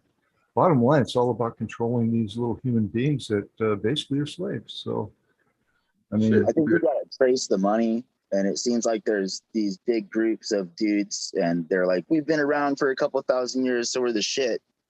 And they're just oblivious to what's going on sometimes, you know? Oh, dude, just think about this just for a minute, okay? You have a tribe of rabbits, okay? And all of a sudden, those rabbits that you own, okay, start multiplying. And the next thing you know, there's 8 billion of them. What's the first thing you're going to want to do? You're going to want to reduce the population. I want to find the edge. You're going to want to make as much money off of every rabbit and funnel it to like 10 dudes or something like that. And then make sure that the majority is kept numb and dumb and is programmed in schools and stuff with propaganda that keeps them thinking that they're the kings. And then when you get a dude, it's scary, you know? Schools are made to teach you for a 9 to 5. That's why I was not good at school. Yeah. It is conditioning for you to have a normal 9 to 5 job. Like, Indoctrination camp. yeah, it's miserable. Like, no one wants to be there. Even like some of the teachers are cool. You get a good teacher here and there, but a lot of the teachers just like, well, especially in a public school that's overcrowded and it's got 30, 32 kids in there. They don't give a fuck as long as like you don't want to learn. Okay. You got to learn to deal with diversity, though. That's the one thing you got to get used to. But they I teach ended up going different to night school. tactics according to your public school that you go to. And like if you go to certain private schools and they teach you different levels of management and how to deal with life in different ways, depending on how much your parents or whatever pay for your schooling. And they tell everybody in public school, like, just get used to sucking shit on the bottom, unless your family's got a construction job or something like that, or already has a bunch of money and they don't want to pay the cash, you know, like it's warfare on everybody else in a sense. But then the question is if we have minds that are high functioning, like what are we going to do and think about if we get bored? Because not everybody smokes weed. I got a question. When I was in high school, I remember a very important day. They talked about it for months, about this field trip that we were going to have. It was going to be for the junior or the senior class. I'm not sure which one. I think it was the junior class of in high school, and it was a really important day. We were all supposed to go to this. So you know where we end up going to our field trip? The unemployment office. I was gonna say jail. No, jail? we went to the unemployment office I as was the going to guess student the military body. recruitment And office. I asked the teacher, I said, now why are we here? And she goes, well, eventually you're going to be here one day. And I looked at her and I just said, wow, that great high hopes are your feet, you know? Well, the next field trip was the jail, I think, Smith. You know, maybe in hindsight, that might have been the greatest teacher of all. You know what? It made me realize that I didn't want to be going there, you know, because I saw how crazy that was after, you know. It's like a scared straight program for fucking work. Yeah. I passed them $100,000 because I'm like, I know how much you guys are making, and I know what I potentially bring to the table, and you think I'm worth $100,000? Like that's an insult to my like intellect and stuff. And they're like, whatever. And I'm like, I pull my support, and you pull yours, and we'll see who needs who first. You know. Now, And you're touching on the solution. We all like to sit here and describe the prison that we're in. All right. It's easy to describe the prison and to bellyache about it. What's the solution? The solution is humanity has to stand together. And as little as 10% of us that would stand together, we could make 100% change. All right. Yeah. But that's why they want us fragmented. That's why they want you to stay at home. That's why they want to keep you separated in that day. Oh, it's us against them type bullshit, you know?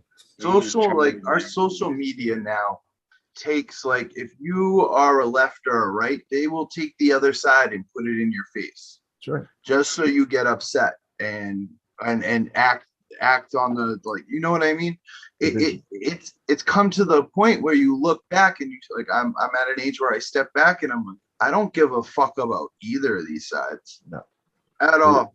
There is anymore. no side. They've never helped me, neither of them. I've been homeless in the streets, almost dead.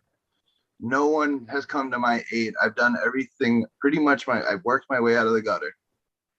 And I think when you have to do stuff like that, you get a different perspective, obviously. Absolutely. You don't have a silver spoon. All right. I mean, when I got my first divorce, dude, same thing. I had to show up at the gym at 6 a.m. in the morning where they didn't ask you for the gym card. All right. Dig through the garbage for razors and sterilize them. And, you know, I didn't have a place to fucking sleep. You know what I mean? So you figure out all these ways to maneuver through society, and then you realize it's society, it's a system that people are connected to. And if you're not connected to that system, you don't fucking exist. And that's really a scary fucking feeling, my friends. I live in a. Fingers, fingers, the You- man got me fucking imprisoned again right now. I've been trying to get my back fixed for 13 years, and in 2019 at the beginning of it, I found a doctor that was real hopeful, but then so I got my MRI, and there was a big game plan, and step one was to get like some sort of fucking needles in my back for before they do like any surgery thing. Then I It's got called, lost. it's called the myelogram. It's called the myelogram. I've had several. Go ahead. They lost my I got lost in the shuffle because of COVID shit. And I finally got my thing done. And then he's like, well, we haven't actually since 2019, we're gonna need new X-ray, CAT scan, and MRI. So I just got that done a couple of weeks ago. I'm all excited because I got an appointment. It was supposed to be Thursday at 2:15, and I'm on the Soil King meeting is every Thursday between 1 and 2, like our time, and right before I'm ready to get off the meeting, I get a phone call, but I didn't answer it. I hit it because it's kind of like it's Google Meeting, kind of like Zoom, and so I get off the meeting and I listen to the voicemail right away, and it's my doctor. They canceled 20 minutes before my appointment. Now, if I fucking did that to them, they would have charged me, and they would have, you know what I mean? So now I'm waiting once again for the results, and the voicemail said call back so you can reschedule. So I call back, and they're like, oh, we can give you an appointment. It's what was it, October 14th? And she's like, that you're actually lucky because we were thinking well into the new year. And I'm like, what? Like, you guys just, this was supposed to be going on right now, and you fucked me over. And now I got to possibly wait till a whole nother year gone by. And it's kind of, it's frustrating. So the man's keeping me in prison because he's not fixing me. The first thing out of the doctor's mouth was, we're going to need to get you on pain management. And I'm like, oh, hell no. I don't want none of your pills. And he's like, well, we don't have to do it with pills. And I was like, no, I want you to fix me. Actually, you know what? I want to go see someone else. That was his little sidekick, buddy. Brother, please do not. This is the worst time ever to be going under the knife for anything. Okay. It really is not a good idea. I'm just telling you straight up. Look, if you want, I'll send you a link. Proteolytic enzymes have really helped my spine and back. All right. I almost can guarantee you that will help yours as well. The doctor will not tell you about it because they get into your body and they attack the scar tissue that's causing your discs to bulge, and they eat it away like little Pac-Mans. All right. And after a couple of months of taking these things, you're going to realize, wow. All right.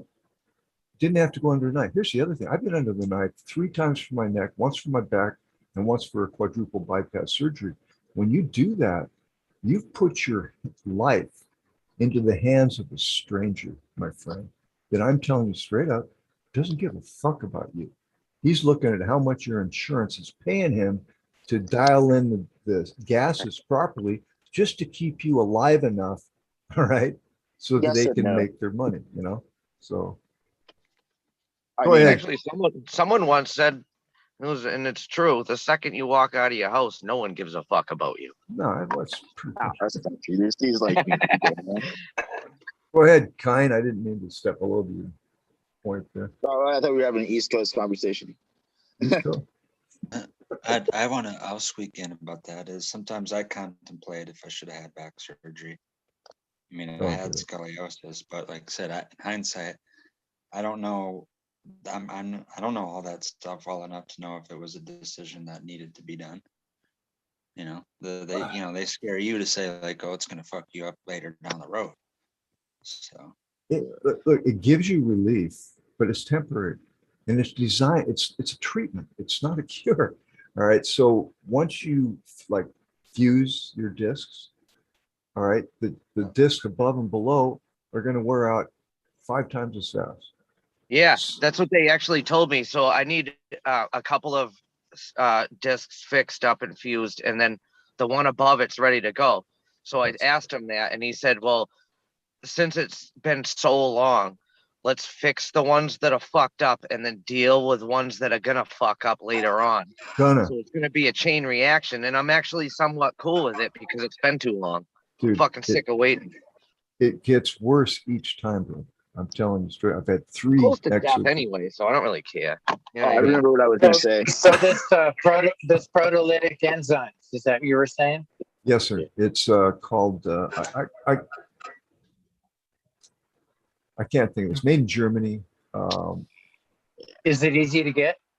Oh yeah, you can buy it on Amazon. It's you not had me cheap. with that. Bingus, you had me with that.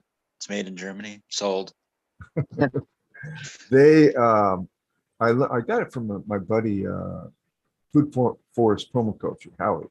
He was on the death's door. He has a disease that's, I don't know, a mile long.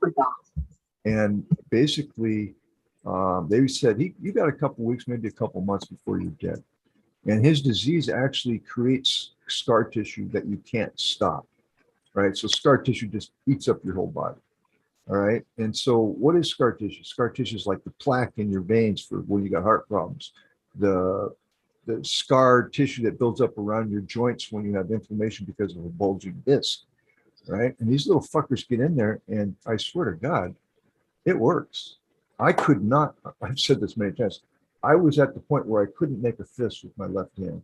Plus, it would twitch uncontrollably. In other words, if you've never experienced that, it's fucked up because Are you a hard rider? Like on motorcycles, I've had that, and like muscles will go fully functional, but like rigor mortis, but I can still work the throttle and shit. I'm an ex-athlete, and yeah, same type. Yeah, same, but you end up with scar tissue. And these things keep you, and I took like 15 of them a day for like 2 months. And I noticed immediate results. And then I just take like twice a day, 4. All right. And I'm maintaining. So I'm just sharing my own personal experience. But it's because somebody, I was praying to God. I'm not kidding you. I thought it was over, man. Fuck, what am I going to do? I ain't going in for another surgery, man. Fuck. You know what I mean? And my hand's twitching and shit, and I'm trying to hide it. And my left arm is shrinking. You know, it's like you can't use it. I'm dropping fucking cartons of milk and stuff. You know, fuck. Would that stuff be good for my all my fucking my shoulders, my knees, everything's all blown out from the Lyme disease. So that sounds like it would be good for that. Wobenzyme N. It just came from Wobenzyme N. Anybody that wants it, just hit me on IG, and I'll send you the link. Okay, hit me on IG. Okay. Bingus503 on IG, which seems to be the easiest way to communicate with everybody. I'll send you the link. I've sent it to several people. It works. That's all I can say. The doctor ain't gonna fucking tell you about it. Now look at okay. I just went and saw my doctor here a couple months ago. All right, right when I was in the midst of doing this and things were getting better. All right, and he's a blood doctor in my circulation. And he's testing me and shit. He goes, "Oh, you got 100% blockage in this leg. Let's see how it's doing." He's like, "Huh." Like he doesn't like say, "Wow, I can actually feel your pulse again," right? He goes like, "Huh, I can feel a pulse." Like it's a bad thing, right? And then he goes over the other leg, "Huh. So what have you been doing?" And I start to talk about proteolytic enzymes. He changes the subject and wants to talk about me getting a vaccine. Oh, fuck. Yeah, you're doing too good. Let's fucking kill you. You know what I mean? So it's like, I don't trust these fuckers anymore, man. I do not trust doctors, especially because they work for the American Medical Association, which was developed by the Rockefeller Foundation. Another real big thing, super good for anti-inflammation, is cold shock proteins and heat shock proteins. I don't know if that helps you, if they're all along the same line as the ones that you got, Angus. I don't know. Good. But Research it though. cryogenic therapy, and then your saunas. I don't know if you can tolerate or you want to tolerate cold and heat, but that's really besides medical procedures that like Joe Rogan and Kobe Bryant, RIP, and other Peyton Manning, they did something called Regenokine, and that's another German technique, so I'm a fan of it. They spin your blood kind of like a plasma type thing, but it's kind of okay. If you know how they get MCT oil from coconut oil, Right. they kind of do the same thing with your plasma. So they separate your cells and end up with plasma. They take the plasma and then they put it through this little centrifuge thing, and just the whatever high end part of your plasma, the good stuff, is circulated through this, and that it's literally stuff going out one arm and coming in the other arm, and it's literally like the #1 best treatment in the world for inflammatory things. What like is that? What, like stem cell research or something like that? Stem well, cell that's That's a whole different even more higher transplantation or above. what is it? Platelet rich plasma or something like that? Hey, Red Pill, I noticed you left the door open and Soap Cow slipped in. I didn't hear any crickets. Good to see you, buddy. I didn't mean to. Finally chop that tree down. No, I'm just listening because my hands lock up. My hands lock up really bad after about 15, 20 miles of a race, to the point where you'll hear me in videos that I put out when I'm racing, where you can actually audibly hear me talking to myself, relax your hands, relax your hands. So I'm just sitting here listening because I need to get that dealt with. That happens to my hands when I do like road courses and stuff. I hold the steering wheel so tight that my hands kind of lock up sometimes. So Bingus, when you were saying it's expensive, elaborate on that. Approximately how much was it for how many pills or whatever that is? I'll go look because I can't remember. When it comes to this kind of shit, I don't care. It's like, fuck, man, my body and my pain level is what I try to keep at a minimum. So yeah, that's the thing is you can do a lot of this stuff. You don't really need the doctors. Plus, what Bingus said is true. They won't tell you about this. You're gonna have to look. Really There is need for the medical profession. I'm just noticing that currently, I do not have a need for the medical profession because of their attitude. So in the United States of America, so I'm not saying you shouldn't go see your doctor and all that kind of shit. I'm just saying that there's other things, just like here it is, like what Red Pill is saying. It's called I'm my own doctor. Okay. Fucking grow my own medicine, take my own 200 pack of 200 for $43. I'm going to put the link in the chat. I'm going to put the link in the chat room. I get the 800 bottle, which is like 125 bucks or whatever. So I haven't ever had experience with it. Something along the lines of what we're talking about to help, things they don't tell you about. And actually, they'll tell you the opposite. They say like macular degeneration or losing your sight is permanent. There's no way to reverse it. Well, unless it's, snake oil. Like I said, I haven't tried it. I'd like to. 2 compounds. One's called zeaxanthin, I think, zeaxanthin,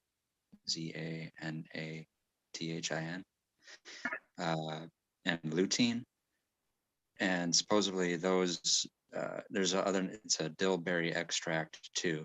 And like, supposedly, like I said, they rebuild your eyesight. And what they're doing is repairing stuff that you have when you're a kid that throughout your lifetime slowly deteriorates. But it's like reversing the aging on your eyes. Same thing, but it's I haven't gotten it, but it's around there, like $39-$40 for 60 capsules. Heck, man, I'd try it. It worked. Good Bro, shot. when I was in fucking Arizona, my brother's mom, my brother's mother-in-law, she put this shit under my eyelids. It's not makeup, but it's some like serum shit that like tightens your skin. That shit made me look 20 years younger, and it fucking took all. I haven't slept in 13 years because of my back, so I got ill bags under my eyes and shit. It fucking, you can feel it, like stretch your skin and like tighten it up. It felt so fucking weird, but it worked. Preparation H will do that for you too. Just put it in there. That's actually what Google said. I seen that. It'll work. It's a little trick for And I kept the, it cut to this. Fuck. I don't know if I want to wipe ass cream on my eyes though. You know. Well, as long as it's not tipped by your ass, I suppose. Well, actually, you could, if you do need that stuff, though, you could use that as an excuse if you get funny looks at the counter. Be like, pour the bags under my eyes. there you go. Oh, so. Well, if you are gonna use it, the ass cream on your eyes, just use the other different finger. You know what I mean? I can't use. I only got 5 usable fingers right now, man. I don't have an option. That's all you need, buddy. You know, I don't care about perception at the store, though. I don't care what they think I'm buying. I'm the guy that'll go in and buy tampons and condoms in the same little store. Yeah. I tell them it's for my granddad. You want some Actually- fucked up looks? My wife sent me for pads before, like when we first got together. So I That brought my sucks. brother-in-law, and we were all That was a confused. test. Yeah, it was bad. There was things that said like fucking with wings and without. We didn't know what the fuck was going on, and so there was a lady in the fucking aisle. So we had to ask her, and she's like, "Well, how big is she?" And she's like, and I said, "Well, not as big as you." But like after I said that, I thought, "Oh fuck," you know what I mean? I was like, "Yeah." Pretty much called the lady a fat fuck, but without saying it. That's funnier than fuck, dude. Oh man. That, you know, that was the early onset of the face mask. You do understand that, right? With the wings, you know, you just got that like seal. I have a fucking tampon. I have a tampon in my medic bag in my car in case I need to Dad- plug a bullet hole. There, Oh nosebleed. yeah, You my never dad know. passed away in 2011. Like I got my mom and sister, so like I don't really even care. Look at me all you want. I think it's funny when people think like you care what I'm buying, like you're that ignorant. That's your job to just check me out and shut up. Or do you smell the fire weed that you're not smoking on me? Oh, There's dear. the biggest logic. Yeah, that's got to be it. But just to say that that little tangent I made went on that long with all those experiences says that it happens. So I can't wait. Man, this one's so sweet. I should have saved cuts, but I gotta shut down and clean. You Oh, can I do got it. I got to do the same. I got a major fucking reset after the last of the plants come down tomorrow. I got a major fucking reset, and the wife bought tickets for us to go to Joiner Fest, like Joiner Lucas. That's in Worcester, fucking Sunday, which is just taking a whole day away from doing shit. Yeah, it's gonna be cool, but like, I don't know if you guys listen to Joiner Lucas, but it's supposed to be for all ages. So I don't know how that's gonna work out with like, isn't there gonna be like weed and titties there or some shit? Yeah, When's not this? that bad. It'd be pretty. It's gonna be pretty ghetto, but not that bad. It's right. I'd be scared to get there's gonna be a shooting. Honestly, Wait, what's ghetto about weed and titties? I missed No. something. I was no. Where was they waiting on- have this, it's an outdoor event in the middle of like kind of like the Shithole. old, yeah, shithole city, with a lot of like gangs and stuff.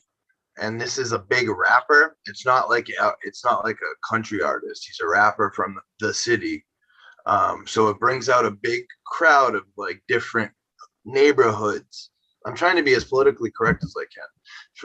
It brings out a big crowd of different neighborhoods into one area, and people don't get along. That's what we'll say. Dude, I'm really mad. You're saying that there's a bunch of massholes around there? Yes and no. I mean, No, all yes. I get it. I'm not a bad driver though. No one ever honks at me like when I'm driving. I mean, I get passed like fucking 3 times a week illegally because I'm going the 5 miles speed over the limit. limit. Yeah. It's not good enough. I'm cruising on the highway. It's 65. I'm going like 70, and they're like zoom zoom, and I'm like, what do you want from me? I'm not going any faster than this. Shit, come out Unless here. I'm If you're racing. doing 90 on the freeway, you're gonna get run over. Unless I'm racing, I don't go fast anymore.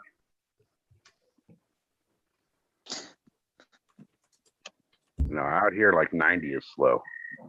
Really? You know, I was on my way to physical therapy this morning, and I'm doing 95 going up the road, and I got passed by 2 highway patrol. Oh. So, and then, no lights, no nothing. They're just cruising, and it was right about shift change for our highway patrol out here. So, they're just heading out to their beat. They're doing well over 100. So SoCal. Yeah. Got a lot of people moving out here to Vegas from California. I'm sorry, man. And it seems that the speed limit has changed. It is up to 85 to 90 now. Family Farms. Can you see our the Zoom chat? No. Oh. I was gonna send. There's an event I'm going to in September. It's like a reggae band in Boston. I don't. Shit. It's 28th. It's gonna be dope. It won't be They as always- bad. They always put on a really good show. It's like fuck, I can't. I always fuck up their name. That's why I just wanted to show it. Rebellion. It sounds familiar. Revelations. I just fucked up too because Nikan is going to be coming up next month, and I didn't get my entries in time to go to the to compete in that competition. But I am going to the Harvest Cup. Did you ever go to that? Yeah, I'm working it. Oh, you are? Yeah. That's cool. I'm Yeah, supposed to work it. It's $27.50 for a booth, so I'm like, you know what? Fuck that. Yeah, it's hard to make pricey your money there. back. It's one of the bigger ones. Mm-hmm. I just want the access to the party. The fucking Mikey Mids, the Rev Diablo on Instagram. He's the partner with Mr. Souls from Brothers Grimm. So he's gonna be there with Green Bodie in their booth, and they want to go out to eat after and chill rather than just fucking play around at like an expo where you can't smoke and shit. Because every time I see them, it's always at a place like that. We never get to hang, so I'm gonna try to make time.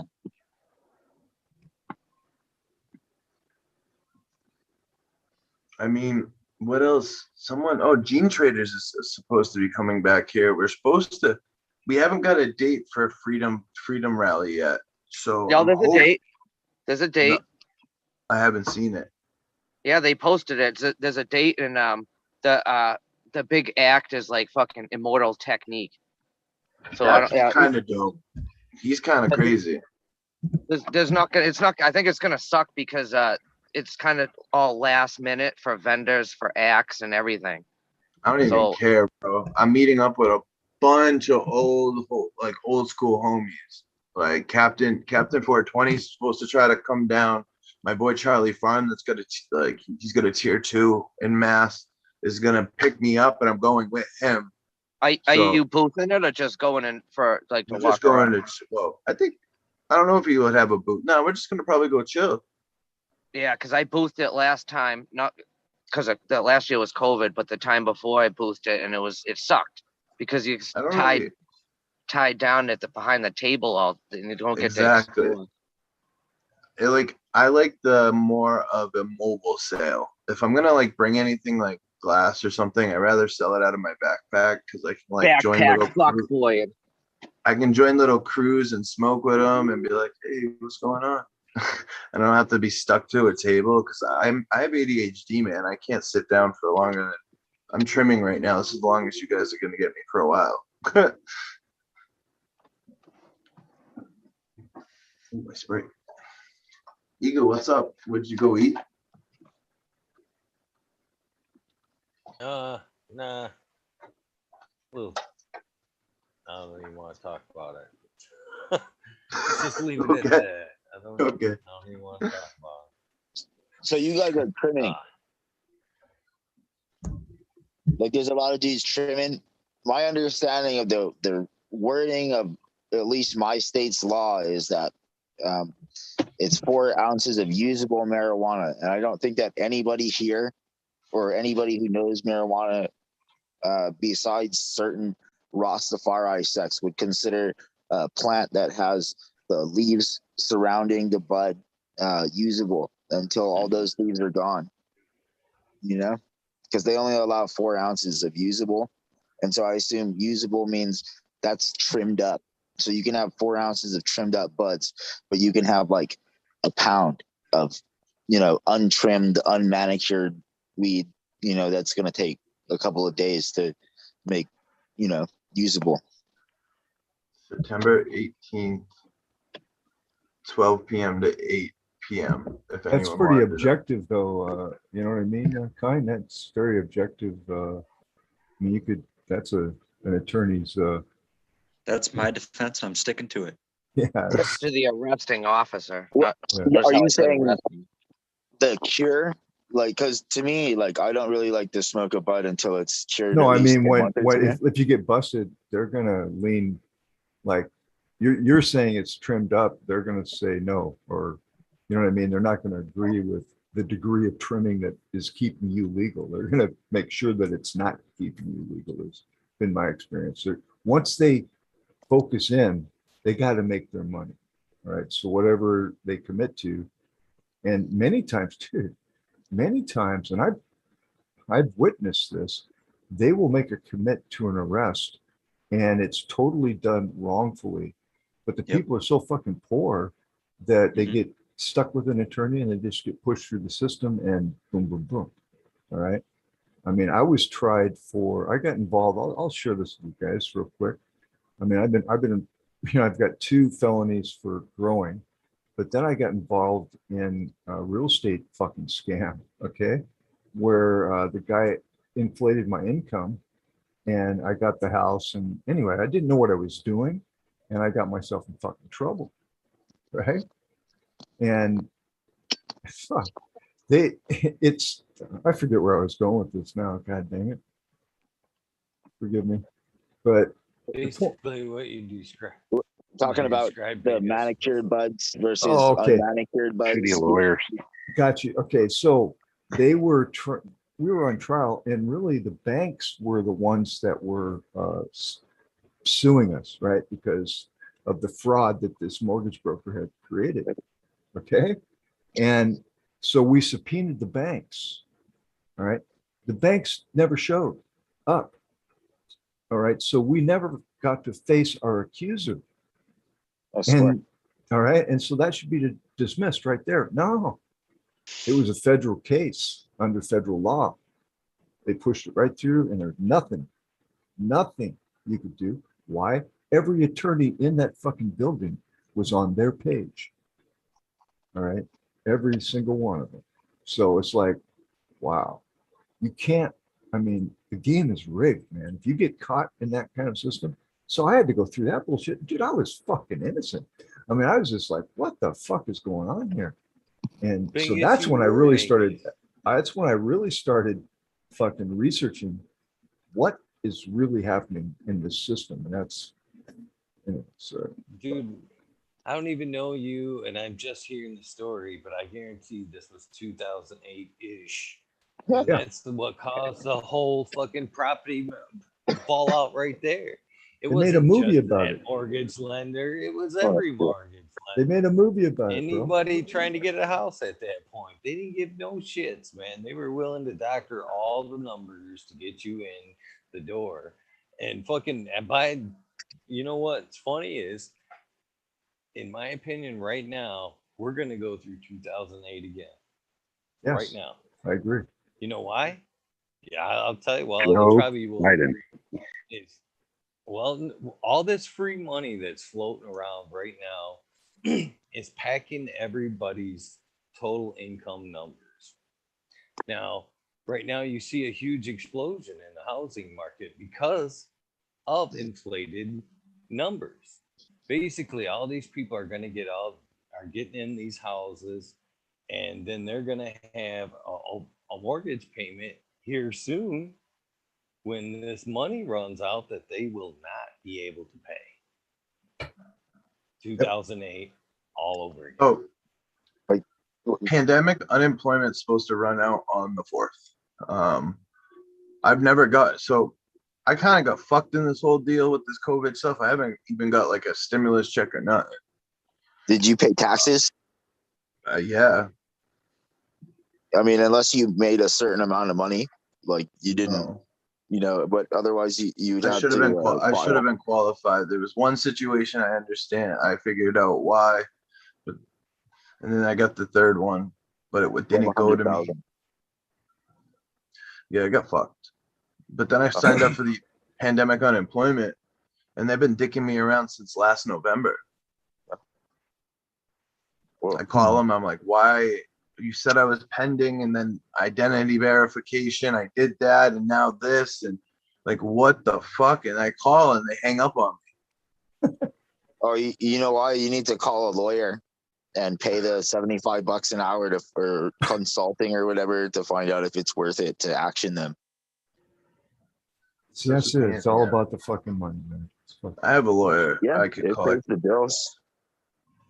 You know, True. nobody is giving like me free rent. People look down at me like because of my financial status, and I can do like high class boxing with the mines with dudes who went to Exeter and fucking Ivy League shit. And they're like, you're just a scrub because you got no cash. And I'm like, but I can come up with a strategy that can destabilize, you know, Earth with my mind, you know? So who's the chump? I don't know. It kind of like put you in a bad situation, especially like coming out of like an addiction. Like, I mean, I'm only 6 years clean. That's not that much time. I mean, it's starting to get a lot of time, but like, That's a lot of time, yeah. Keep it going. like Don't I'm technically just learning how to live life. Like the first 3 years was like getting clean, and then like these last couple have been like relearning how to live life a completely different way. So I Your was kind of starting from the bottom again. biohormone releases and stuff are probably like re-registering. I know it took years for my shit to work again after my enjoyment with opiates and whatnot. Yeah, like I was working. Yeah, I was working at the beginning of the pandemic. Had a car and everything. I haven't driven in 2 years. It's just pain in the fucking ass. stick with Like, it, man. I just Stick with didn't it. get it because like I'm watching people that are getting high, like living in a hotel, like get this like money, and I'm sitting here trying to do better with my life, and I never end up getting like a chance like that. It's always been me to have to figure it out. Like you said, I've always had to figure out my way out by myself. It just seems like I have the worst luck ever where I have to do it like that. That's I the No only one's one ever got welfare, man. The EBT and stuff. like I know I make money. Like I'm good with money. Oh. Like I can live. It's just a pain in the balls. Like I'm living paycheck to paycheck, technically, if you want to put it like that way. Where at the beginning of the pandemic, I was working 2 jobs technically, and having enough to save up. And then throughout like how long this lasted, I ended up spending all my savings, selling my car, kicked out of my apartment, moved back to the family house that I bought with my mom. Thank God I fucking did that. That was a smart move. So I always have somewhere to back to go. Even though I was an addict, I helped move into the new house. Like I gave money towards the down payment and stuff. So I ended up having a place to fall back on. It's just now I'm working back out. So Be a productive like, addict. Detroit River Rat in the chat says it very perfectly. We make our own luck. And yeah, when you fall down, unfortunately, you have to stand back up, and the time that it takes varies, but just stick with it, bro. Stick with it. Stick with it. Got the right I don't know attitude. about that. I could argue about fate and stuff, and what I've experienced, and I noticed you you're know, pretty good my- at that. I noticed you're pretty good at that. there are people and they refuse to come through on their side of the trip or whatever, and it's like you'll show up and then they're like, I'm not going to come through on it. Like it's not like a test or anything. They're just like, I don't want to come through on it. Like we'll see, or I'm willing to accept the consequences of messing up the chain, according to whatever the trip is.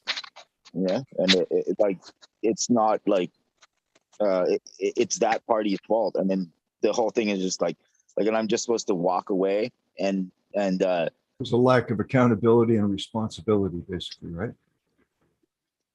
I mean,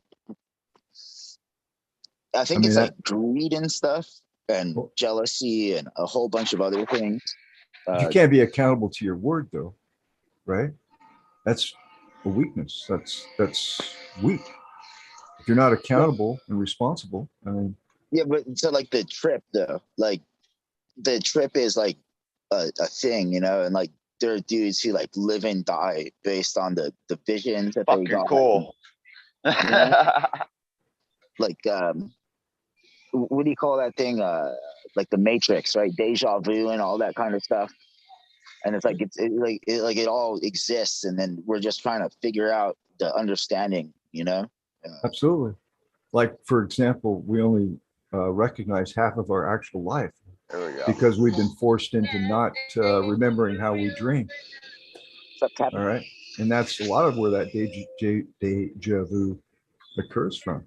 Is the dream world's trying to tell you something like, hey, turn me on, dude. You're only living half your fucking life. Well, so like I showed up to all these events that I would wake up in from a gnarly nightmare, and like I really don't want to be there, and I like mantra that for weeks, right? And then like years down the line, I'd show up and I'd get the deja vu, and I'm like, fuck, like how did I get here? And I remember saying, Can I borrow one of those chairs and be in that? Like what can I remember to get through this? I'll give you every chair you need. But I ain't doing that. I'm here. Anyway, we had some interruptions there. I'm with you, man. I hear what you're saying. There's way more to what we're saying, bro. Like they would drop and they would go through and do the missions and the amazing buds that those vets had. Like it was a whole other kind of weed. The weed that they had in and those guys would smoke it, and it's like the shit weed is what I call it. Like you want to be there, man, and it's fun. Like it makes it fun, but you can't say that, because of society and whatnot. But they never wanted to leave. There's so many dudes. They're like the weed, the women, the food. Why do I want to leave this? The trauma usually makes most of them come home. Death and destruction has a kind of makes a mark on your soul a little bit. I've known a lot of Vietnam vets, my friend, and dude, it literally changes your brain chemistry when you're traumatized at that level.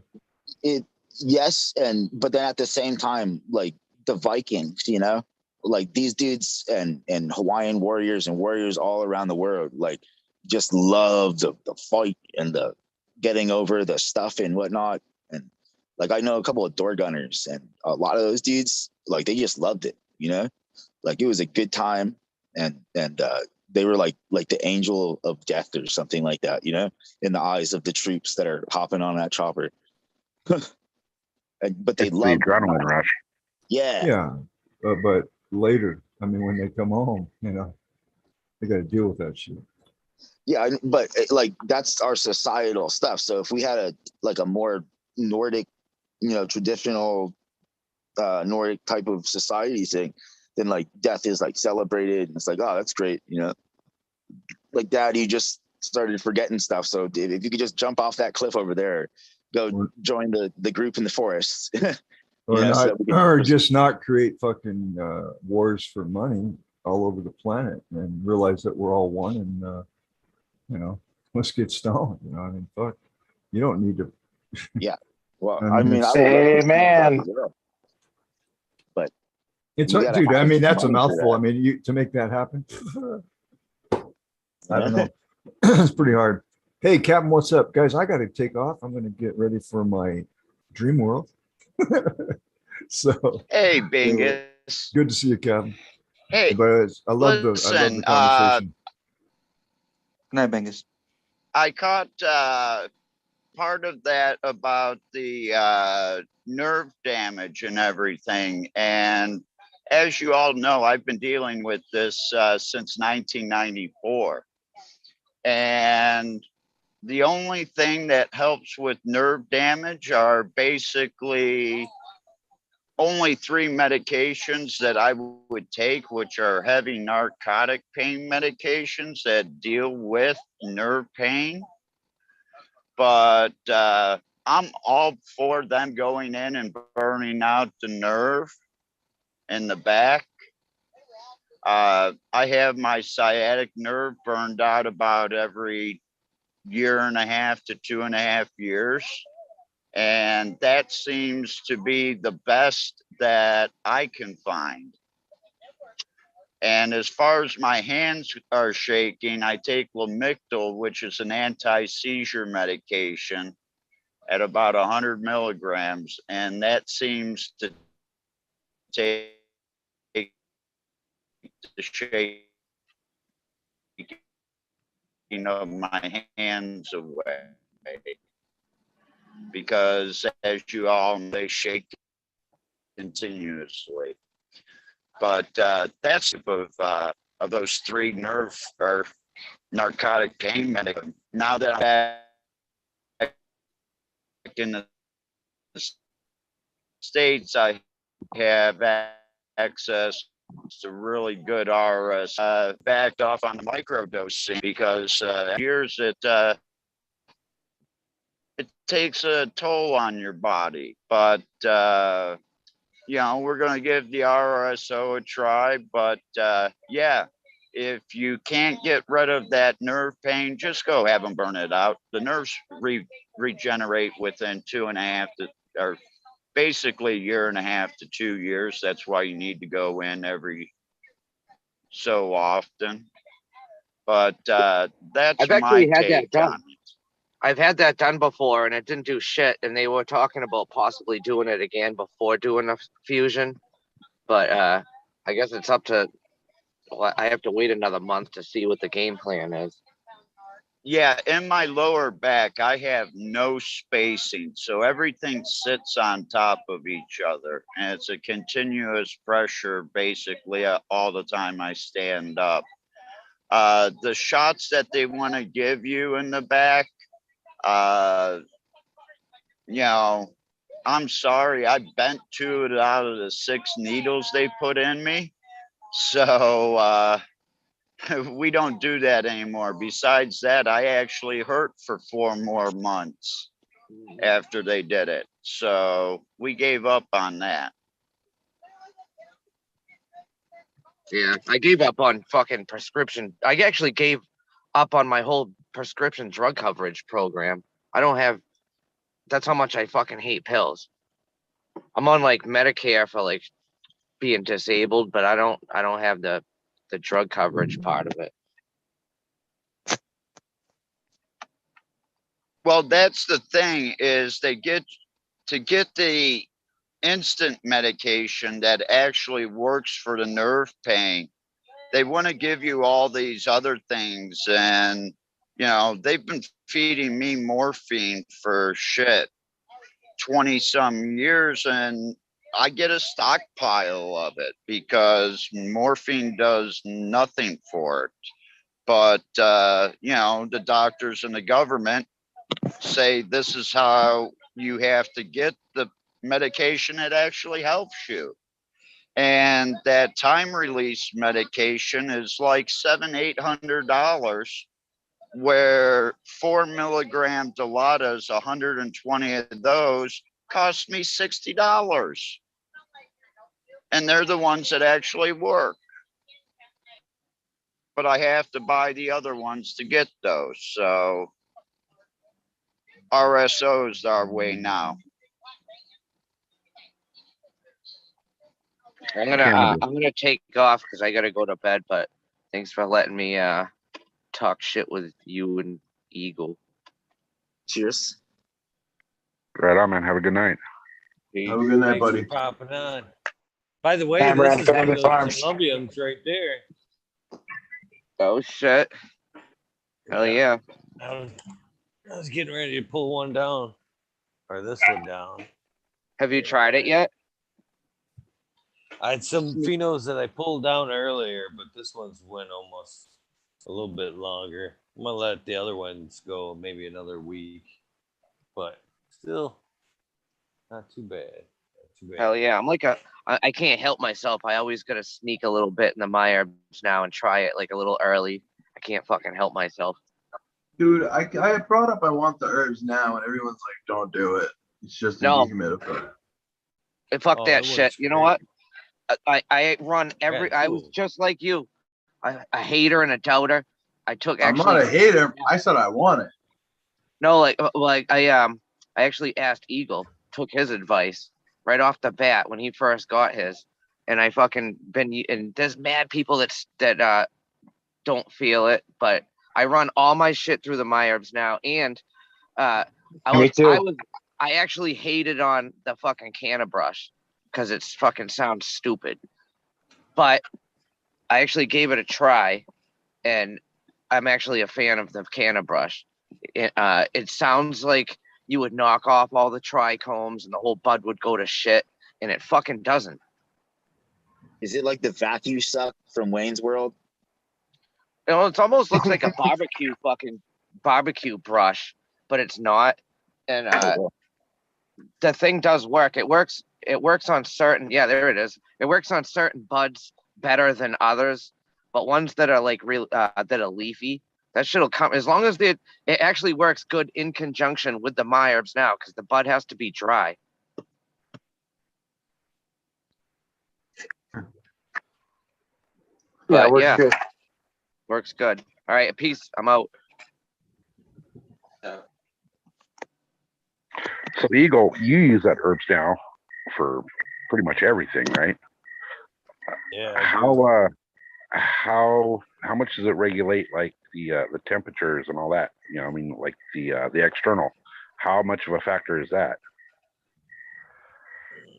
It has a chip in it to help regulate it, but I'm not the one to get into the details of how it works. You know what I mean?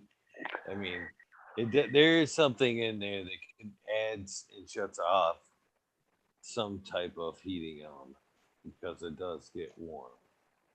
So See, the reason I is. ask is I'm contemplating getting one, but my area gets really hot. So I'm kind of wondering how that would affect it. You know, the I ambient can, temperature uh, around it. I can attest to the fact that it works really good in hot areas, because I have a really hard time controlling my temperatures to keep 60, 50, 65, 60, whatever you guys are talking about for trying on a hang dry. I can't do that. Out here, it's just impossible in my conditions. So the only thing that actually saved my weed was the herbs now dryer, because I was able to dry it in a faster period of time and control that period of time easier. So, Okay, that's what I was wondering, because there will be times game when changer for Johnny. what's that? And thank you, Eagle. I said it was a game changer for Johnny. And thank you, Eagle, for that show, because when you had him on, that's when I said, oh shit, I know what I need, because I was smoking hay at that point. yeah, that's what happens to me. You know, it's inevitable. It could be the middle of December, and I'll take something down, and all of a sudden we get a heat wave, and it's 102, and I can't regulate that. So, 3 days I got freaking horse feed. It'll get you high, but it just tastes like shit. Tastes Right? like shit. Makes oh yeah. Tastes like shit. Makes you cough. It's just turns to shit. Turns into dispensary stuff. Mm-hmm. Well, there is ways you can slow it down even in that dryer. They have the moisture shot that you can drop down into the center. Now they actually have it's like almost like an essential oil mister. You know what I mean? It's got that sonic mist that you can put next to the dryer to help bring in a little bit of humidity to help slow it down if need be. Or you can just trim a little bit less. Well, there's a couple other ways. You can trim a little bit less, not so much like I would normally do, all nice and close. If you're in that tight of a jam, you can slow it down that way. Put a wet Or if towel it's in it. if it's super, well, I've never done that, but I have put my trim in there to be actually throw some moisture in there to help slow it down versus anything I do else. that as well. I got I do that a as well. question. I got a question. What's that? In a aeroponic cloner, if you're having trouble regulating the temperature, you would get a timer. You can run the aeroponic cloner on the interval timer. Could you do that with the herbs now? Can you run an interval timer on it and maybe extend? You would have to get into it because it's digital. And I You know think what I it's mean? already got something of that nature built up inside of it. Oh, fancy. Yeah. Am I correct in that, Eagle? Sorry about that. What's that, Johnny? That thingy-majobber that Red Pill was talking about there? Some kind Interval of a timer. timer. Interval timer. It's probably got something of that nature built into it. I'm thinking it within that circuit board. Well, I actually do that myself. I don't know if it has it built in, but I've always told him that I don't know how if it's part of his process that he sells, but I almost use it to do like a jar cure, if you will. So basically, I'll run it until it gets pretty crispy. I'll shut the machine down, let it wick that moisture back out, and then fire it back up until dry again. You know, so and if it takes twice to do that, then it takes twice to do that. Then it goes straight to the jar for the final seal and cure. I mean, it's actually That's ready interesting. for a seal at that point. Sometimes freeze dryers are like that. Freeze drying hash. First time around doesn't do it completely, and then you have to do it a second time, but interrupt it halfway through, because if you did it a full cycle the second time, you'd be going too far. So you're basically drying it and then rehydrating it and redrying it.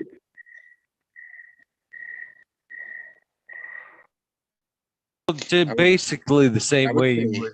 Hitting pause, basically what you're doing. Same thing you're doing in a jar here with the burp. You're closing it up until you feel some moisture. You're opening the jar up, letting it crisp back up, closing it again. You do it for a few days until you've reached that perfect moisture that you think's good for that final dry. Then you cap her off. Well, I'm just doing that with the machine a little bit before I do start my burping process with the jar. I have a question, Ash, everybody. What type of moisture do you like your cannabis at? Because I try to keep mine between 14 and 16%. And here in Ohio, if I leave it out on the table for about 10, 15 minutes, it crisps right up. But I find that, around the 14 to 16%, if you're smoking it through a bowl, it's a lot smoother on the throat. Well, I have I to haven't agree with measured. that. I haven't done it enough to measure, like I've said, with the humidity packs or even in a drying situation suited to my environment, either having to use a humidifier or dehumidifier. But I have recognized that same thing, and I'll throw Wisconsin and Ohio, similar-ish climates enough. But yeah, same thing. I would always be most satisfied with my herb being cured when I could take some bud out of the jar. And I'm not going to smoke all of what I take out of the jar in 15 minutes. So the the more of those buds get smoked, the last one smoked is now how you said, a little bit drier exterior. Sure. I haven't measured it though, so I wouldn't know. I haven't narrowed it down to know if I'm at a 13 or 14% humidity. So Smash, But what does basically, everybody else? oh, I'm sorry, guys. Well, I was kind of circling back to what I was talking about with Smash earlier, with that drying process and that mindset of uh, nutrient and water availability. I That's through the dyeing process. So with the machine and a close dry trim, I think that's why the machine isn't shitty. I think that's kind of how it works. To be honest with you, is the speed of the dry, you're actually killing the plant quicker, if you will. You know what I mean? So it doesn't need that water and nutrient availability through the drying process.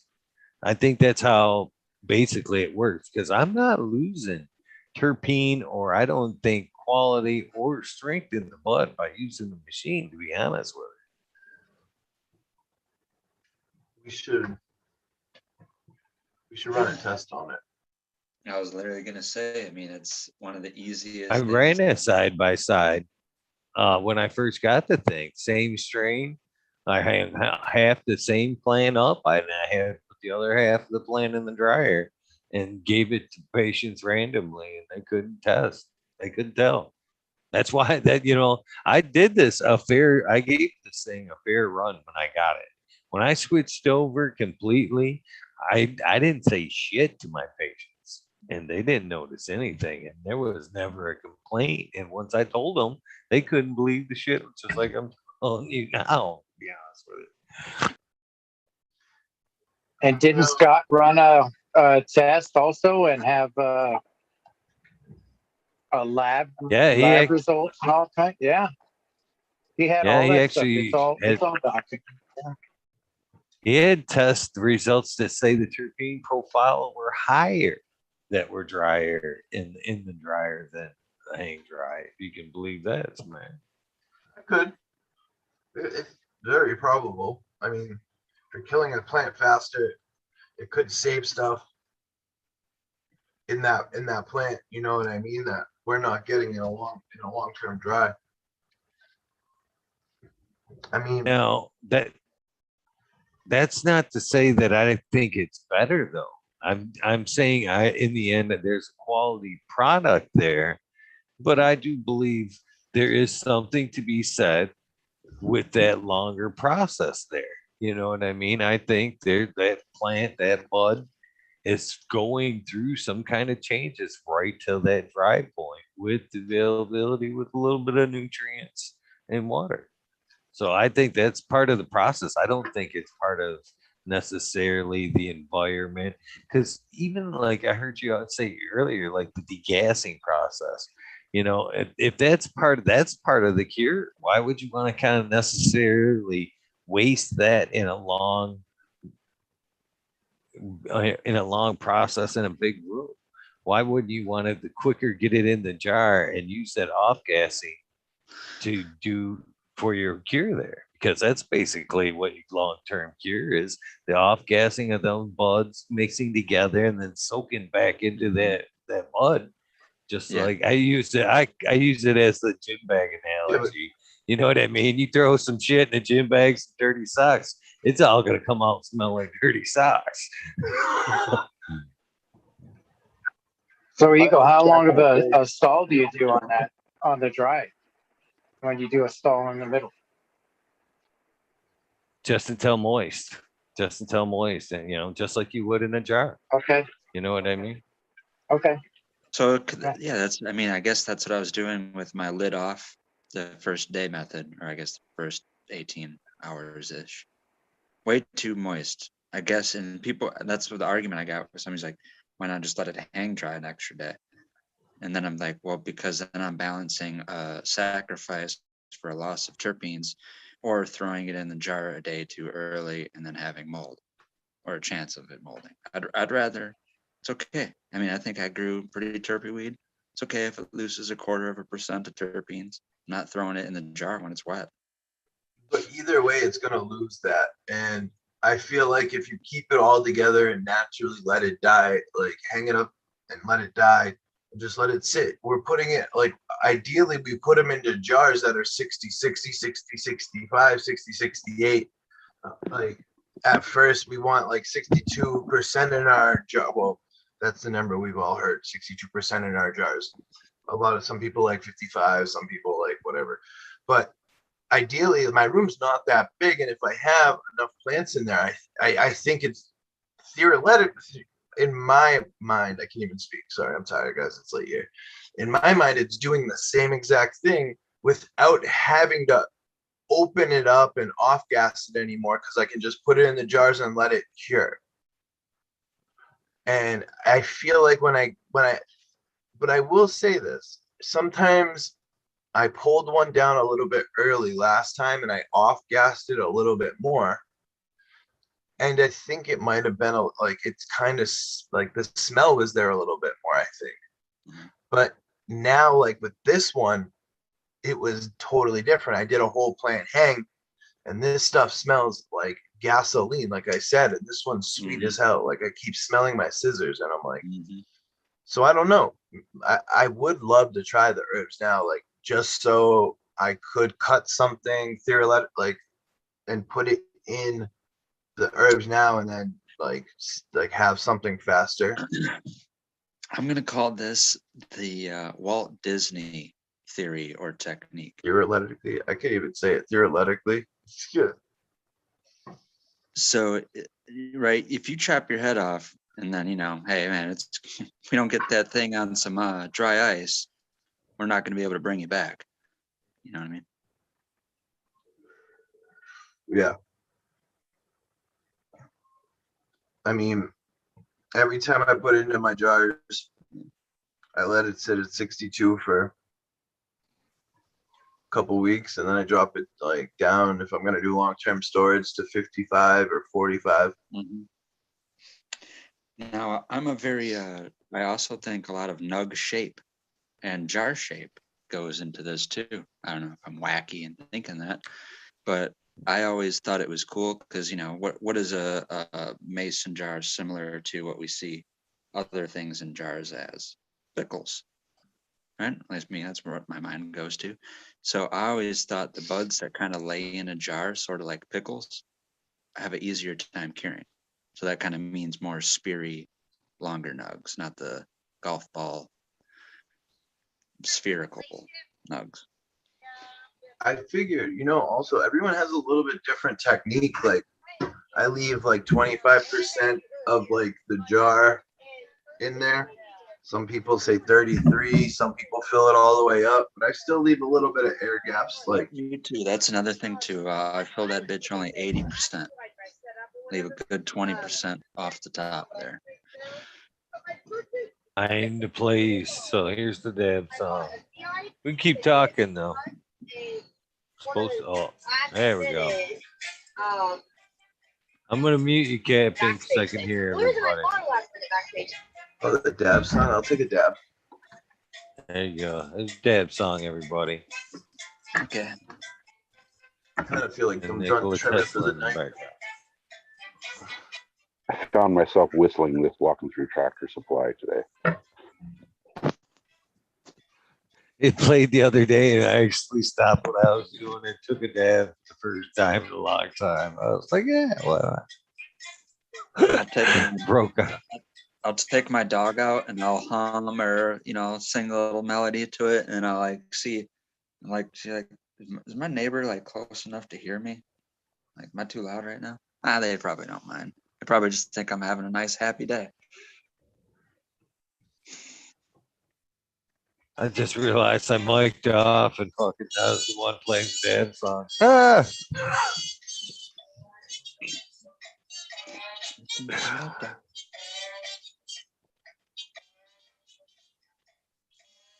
Oh, man.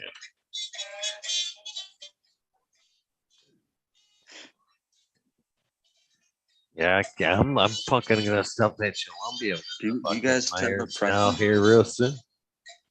What's I'm that, gonna Marcel? I was gonna ask if you or anyone else had a preference for any particular shape of nug, or if that even weighs in any factor of liking or disliking the strain. My particular shape of a nug is one that doesn't take that much to trim. I giggle like a schoolgirl when I fucking de-stemming some nugs and I hear that. You know what I mean? That just solid thud. I'm like, I do. I actually, I do. Yeah, when it clanks on the tray or something. Yeah, oh, that's cool. Oh, yeah, you know that's a good one. Ones I have in the basement are gonna clunk. They're pickle like cucumber size before you would pickle it. They're so big. I have my fan moving all the way through it just to keep it moving because I don't want it to get bud rot. I have low humidity down there right now because I hope we're in the last fucking 10 days. That's what I feel like we're in the last 10 days visually and That's all the more reason for the dryer smash. I'm serious because these are decent sized buds right here. There's a fucking handful. You know what I mean? You can see it right there. That's a fucking handful. I don't want to hang this motherfucker because of the fear of mold.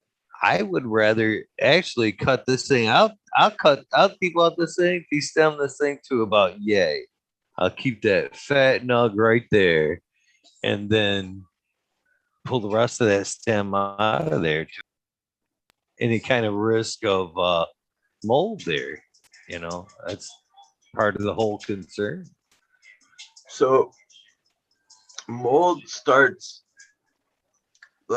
really being able to take hold around 60-65%.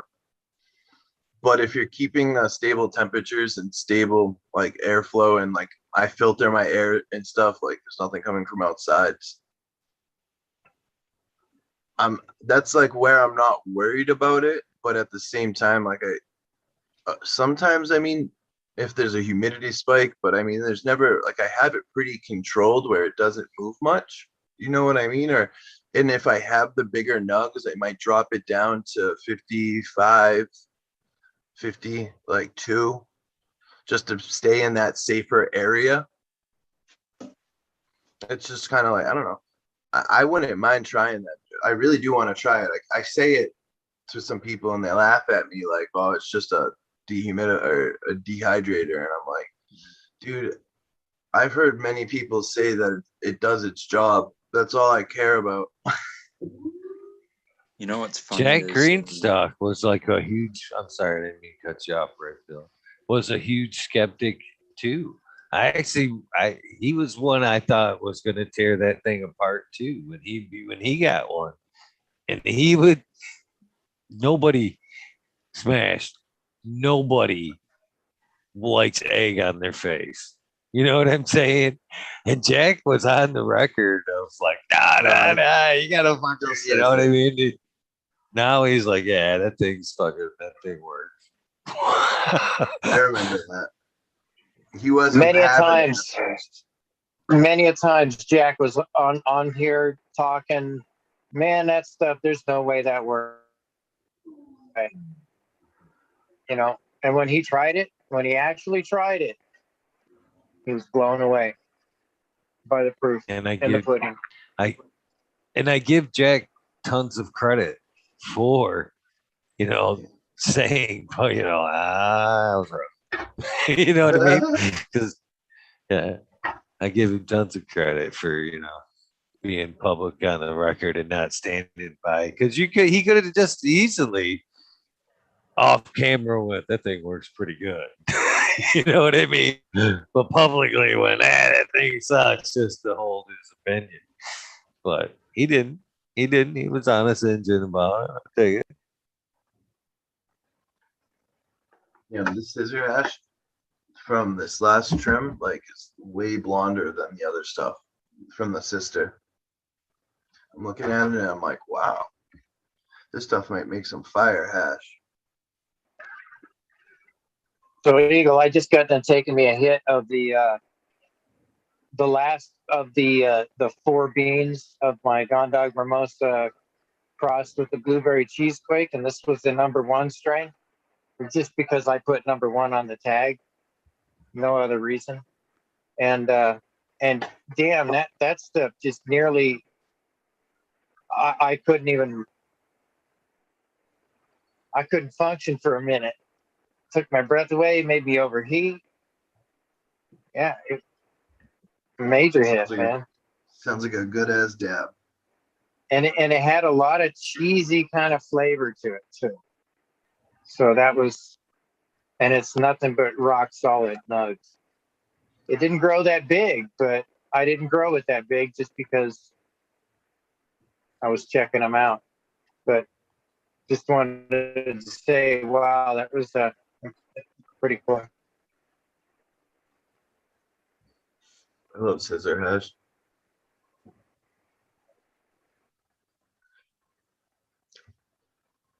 I love scissor hash. Love scissor hash. I really do, man. It's one of my favorite things. That's the other. That to me, I'm glad you say that, Smash, because I've always referred to scissor hash as pretty much the grower's caviar. I really believe that to be true, and that's another one of the sweet beauties of the wet trim. Is I actually usually keep a little jar next to me as it builds up. Just slide them little greasy nugs off. Keep a little razor blade, right? A little razor blade in the shot glass. I agree with you, Eagle. And I went into G3 and, walked around the room and a guy had a small jar of scissor hash. And it was like 5. And it was like, well, how much do you want? And I said, the whole jar. Because, yeah, just like you said, that's the caviar. That's the stuff that, really puts on that really great buzz. You get a all real around buzz. what's funny idea about that? of the flower. Sorry, Red Bill. Go ahead, man. I was just saying, when you smoke the scissor hash, like I just scraped it right off my scissors and put it in a bowl. You get a real idea of what your flower tastes like when you have all those dry comb heads, and the mix of actually trimming up and some of the plant material being in there. I feel like that you get such a good flavor. Oh, I agree. The terpiest hash you can get, I believe, is from that scissor hash. And I was gonna say the poorer a job that someone does at trimming, the more I would want their scissor hash. I'd be like, yeah, okay, sure. You had to pull globs off your scissors every 5 minutes. I'll take that. I get that Some when I wet strains trim. just grease up. When I wet trim, I get way more scissor hash for sure. But when I dry trim, I'll get a couple bowls. I just pulled 7 gallons, and I'm about to pull down to 10. I gotta weigh out everything, but that's coming up. I don't really know. But I filled up 4 pretty big jars for the one plant. This one's gonna probably fill this one up. It's 4.4 liters this thing is. I like these ones too. It has a gasket and stuff, metal, stays cooler. I've always like learned metal anything is gonna stay a little bit cooler, even on hot days. As long as it's not in the sun. So I use this thing quite often. But I'll get a couple of bowls of scissor hash off like my dry trim.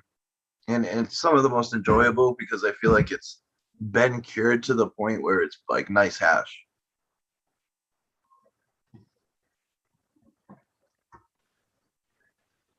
Agree. Good stuff. Good stuff. I need to get a trim bin again. I lost one between the move a couple of years ago. I lost mine and I never replaced it, but I really want another one. I don't like beat up my buds though. Like I get a little bit of like when I cut from the plant, sometimes you'll see like a couple trichomes fall, and that makes me sad. I don't know if it's just me, but like if you dry like and dry trim, like I'm cutting up the plant right now, and then like I cut a nice thick branch, and it'll shake the whole plant, and you'll just see a couple stuff fall off, and you're like, no, you want to like put your hand under it. Yeah, it's I'm I know such a baby about that. As much as good as it is, and it's a luxury that only growers have to have that scissor hash. Anytime I'm saying like I pull more off of it, I'm just thinking like I want to enjoy it on the bud, not off the bud. But Well, to me, that scissor hash too. That's the other time you'll hear me fucking giggle like a schoolgirl. I start trimming, and I fucking, one or two nugs into it, and my fucking scissors are already greased.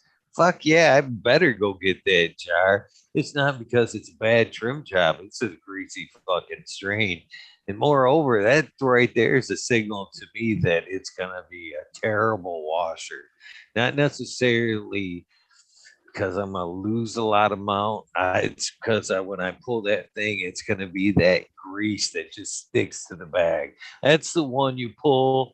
You pull your fucking hash out. Now you got to take that time out and take alcohol to the bag because that one pull just fucking wreck that bag. You know what I mean? That's you can see that in a wet trim and that scissor hack. yeah, I definitely think that's a good assessment. But I will say I don't want to mean like it's a bad job trimming. What I'm saying is, it comes across more offensive the way next way I want to phrase it. But I'll just say it's me. It's me. I'm the one doing it. So I feel like I'm being more of a girl when I don't do a good trim job because I'm, not wanting to make that sacrifice of having nicer trimmed weed because I'm gonna damage more crystals and oh no, what am I gonna do with those crystals? They're gonna get all gobbed up on my scissors. And I'm thinking like, yeah, scissor hash is cool, but now all these trichomes that I was like so worried about growing in the first place, I feel like they're gone in one rip. They're here on the scissor hash. And when you make that stupid mistake like that, man, just scrape it off into a container and fuck it. Yeah, but that's what I mean. I'll use the term concentrate. And you just got to look at the positive of the negatives of it. You know what I'm saying? Because that's the whole thing is I can't. I'm being a girl about it the whole time. See, that's more reason to wet trim because I gotta agree with Smash Cannabis, man.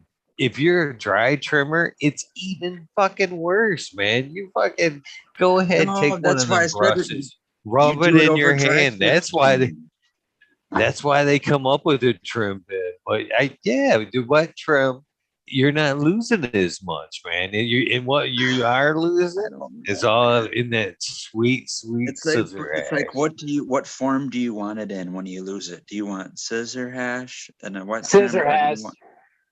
Okay, no, I want sifted dry hash. Nope. So okay. What camp are you in? Let's get political about this. Red pill. I bet you like sometimes I farmer trim. You know what I mean? I will barely even I'll just hack off some of the bigger leaves and leave it. Yeah, same here. That's what I'm saying. If I gotta dig those scissors in there and be like, get in there, I'm gonna get this little stem and get that a boutique trim here right now, I won't do it. I want those. If those leaves are gonna fall off, then they're gonna senesce off. If they have trichomes on it, I try to leave it. Right. Well, then you might as well join into that, hang dry with as much leaf on there, bucket into a bucket, and pull them out one by one, like Cascadian, and unwrap that thing like a Christmas present. And that's the only way you're gonna achieve what you want to talk about. I know. I like having it wrapped up. It does feel like a kind of Christmas present. I could have left a little bit more, but I was kind of worried because I'm dealing with the high humidity. So like in the winter, I definitely leave way more. You know what I mean? Because it's drier.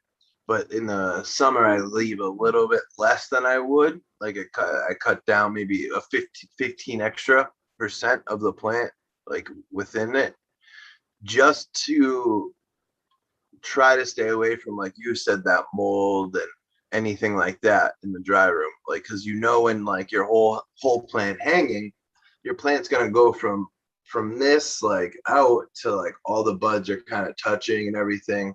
And I live in a high humidity climate in the summer. I mean, yeah, my basement's controlled and the dry room's controlled, but you never know what could happen. And if something broke, the humidity would spike in there, and probably something bad would happen if I didn't catch it in time. I've been pretty lucky to catch things if they do break. Well, that's kind of I don't know, a grower skill, I guess, or intuition. Intuition's a better word to use, because if you're looking at your forecast ahead, it's going to be super dry coming up. You know what I mean? Or if it's going to be super humid, you either buck them leaves off or leave them. If you're going to have if you're a hanger, you know what I mean? If you're going to if you got a dry period coming up, whole plant, I'd leave all those fan leaves on there, to provide extra humidity in the room. So help slow things down. If I know it's gonna be super humid coming up, I'm gonna buck all them motherfuckers off there, because I want to try to make it as dry as possible. That's, I don't know. You got to kind of read your environment, read the future a little bit. I guess that's how I have always done it. As for me, anyway. Just one second while I got the mic. This fucking webcams hit so hard.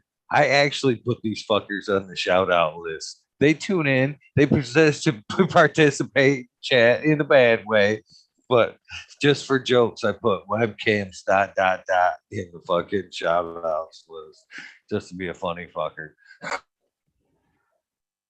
Oh, That's man, right up there with silly sells seashells at the seashore, huh?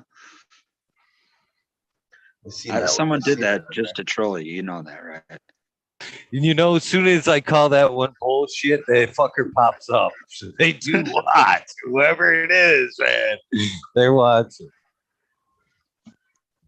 I was just gonna show you guys what my the humidity. All right, I'll just tell you. But it's 55 degrees and it's 91% humidity right now, and it's been like this all year. All summer has been like this. Yeah, see, 43. I'm dealing at 91 outside.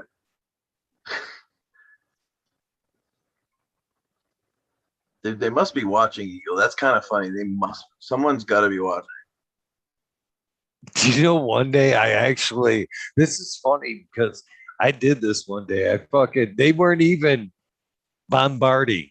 And I just how you could do the at thing? At web. And they popped up. They were just hanging in chat for the right moment to fucking I was like, that's fucking hilarious. Oh, there's a bunch of them in your chat. I just got, I don't know if it's the same one, but my computer's not bad. Do we got a bunch of trolls in there, Eagle? There's a Yeah, couple there's of 3 them. of them in chat. Yeah, 3. Wow, That's amazing. funny. It's Hey whack guys, patrol night. I'm gonna Hey, have to wait, Captain. sign up. Before you go, are you coming to the Freedom Rally? I have to be in Michigan. What is that? The 15th or the 16th in Lansing, Eagle. So 15th. and Boston is the 17th, right? 18th. 18th. Okay, it gives me an extra day. I think I am going to be out there. I think I'm going with Charlie's Farm. Oh, right Cool. on, man. But So, yeah. it's getting a little bit cold here for this Thailand boy now. I'm gonna head back to the van. Thanks for letting me come on and share my experience with the nerve pain and everything. And thanks for the information. And if Jack says that thing works, I'm gonna get one because no, Jack's from Ohio. I know him, and he don't talk shit. So if Nice. he's willing to Humble. say something about something and say good about it, then you know it's actually good because he won't. He'll come out and tell you it's a piece of shit if it's a piece of shit.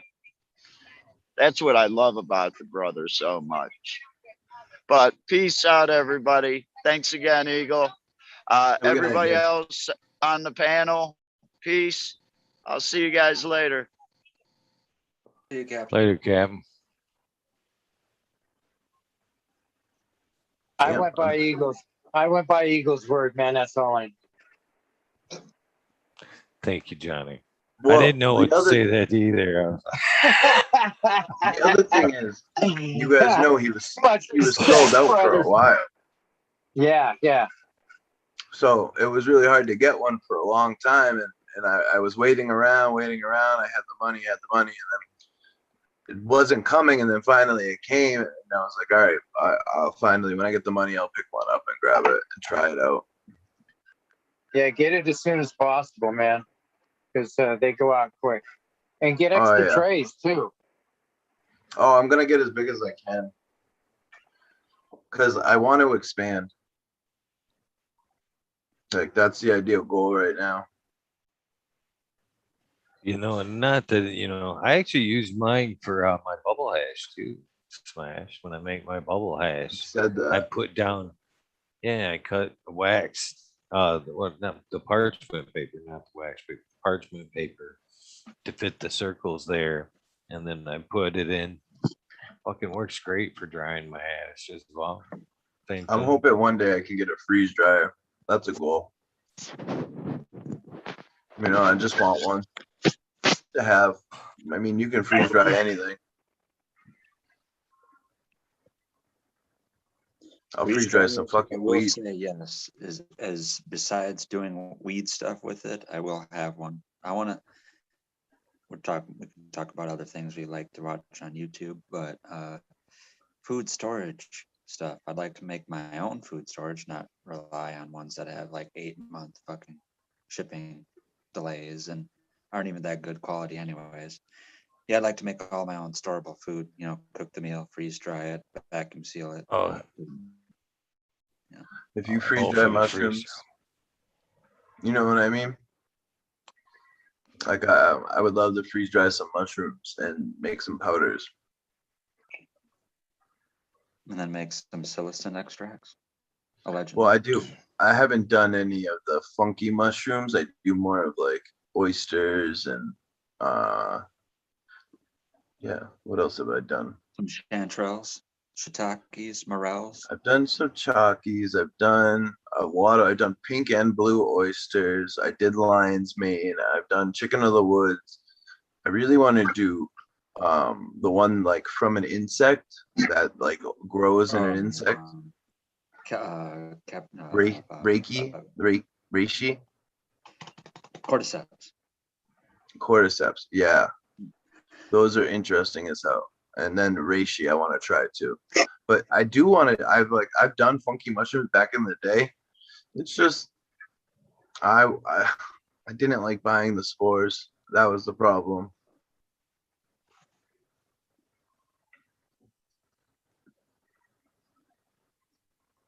Trying to figure out what we're looking at in the garden. That's his greenhouse. Uh-oh. Damn. I really want a greenhouse. My buddy makes like the fancy greenhouses. You guys know, with like the brick and the windows. It's like a brick foundation on a concrete slab. Comes up probably about, I don't know, Victorian like, I don't know. style or whatever. Yeah, kinda, but newer, like new. They're beautiful. It's like a fucking piece of art. Like, you know what I mean? It's not just a greenhouse at that point.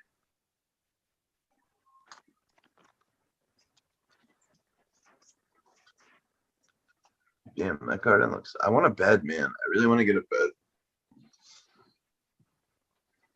bed. My outdoor. I gotta get my outdoor going. I gotta build a roof next year, like for next year and stuff. I want to put lights up. I'm gonna actually have to test lights to the extreme because I do want to like put a lot of air movement. I want to get some fans out there and put roofs and walls up so I can put a couple of lights up outdoors, because we only get a max of 16 hours of light. And I feel like in the winter, hopefully, like someday I'll be able to grow out there in the winter too. I'll probably have to add some light if I'm vegging. I And kind then of on the fence on that, to be honest with you, on how much power or light is actually needed in a greenhouse. Because I think, we've a long time ago we've talked about the daily light integrals, how much the sun plant actually needs and takes in.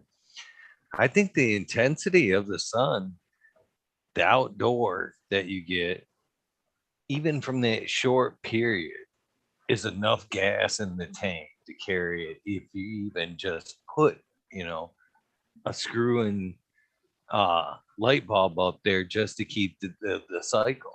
I think the charge it gets in that, 8, 10, 12 hours, is enough if you just even just screw in a regular light bulb to keep your cycle.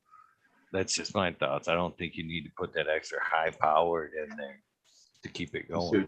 I see what you're saying. Fuck, I had something on my mind too, and I forgot it.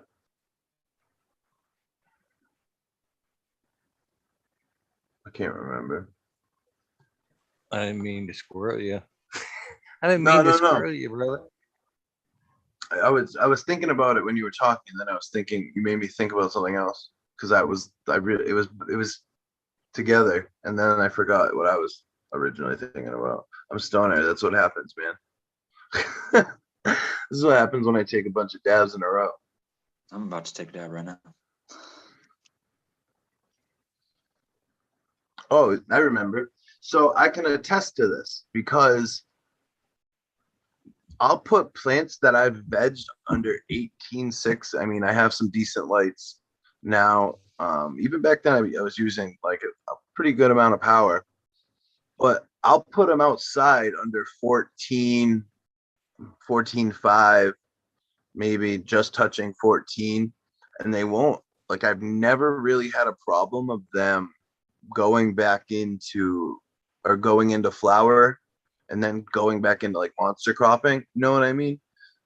I've never really had that ever happen going in that early. Like, even minimum of like 13 and a half, 14 hours. I've put things outside and it's just never reverted to flower, then back to veg when the light cycle's going. It kind of just sticks with the cycle. And you'll go out there the first couple of days and they'll kind of be like, oh, you have to I even have to put them in the shade before I put them outside. Like, they get a week under in the shade, you know what I mean? Before they go outside, or they get 6 hours in the light. Like, I'll put them in the sun and then I'll put them like in a nice shady area. But yeah, you have to wean plants outside anyways.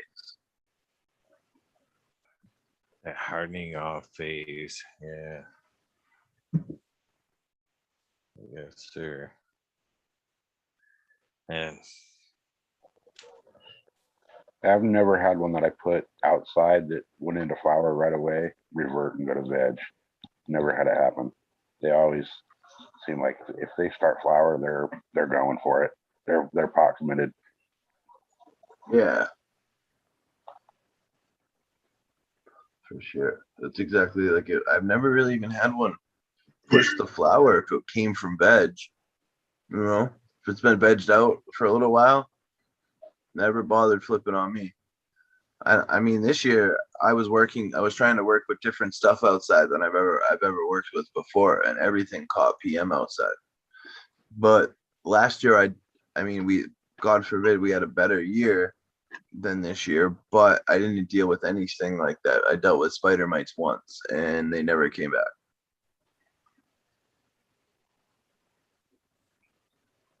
I've been lucky this year with the outdoor. I've not very many pests this year.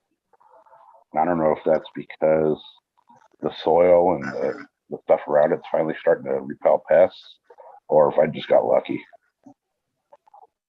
I had a weird, like, scale bug problem this year. You ever see those things? They like go to the stem and they suck on it. They kind of look like powdery mildew. It's a weird fucking insect, man. But they reside like mostly on the stems of plants, and I never seen them in cannabis. I've never really seen them attack a cannabis plant. All my plants got at least one or two, and I got rid of them, but even they were so unhappy. Like it was so wet that their feet were so wet for so long.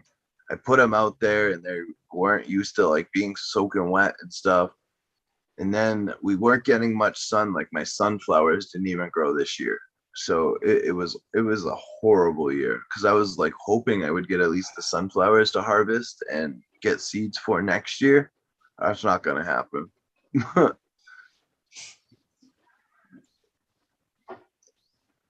Dude, I have two plants outside that I put out the same day, and one of them, for some reason, went right into flower, and the other one stayed in veg and went to flower with a natural outdoor Sure. flower schedule.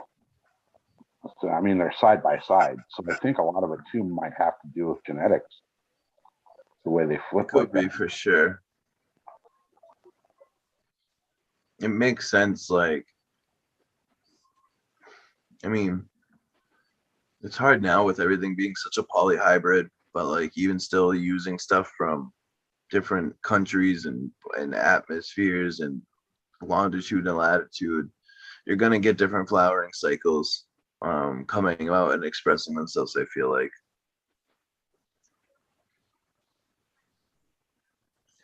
couldn't hear you, green fingers. I don't know. He can't tell you now anyways. Nah, you're One's not coming dark, through. one's light.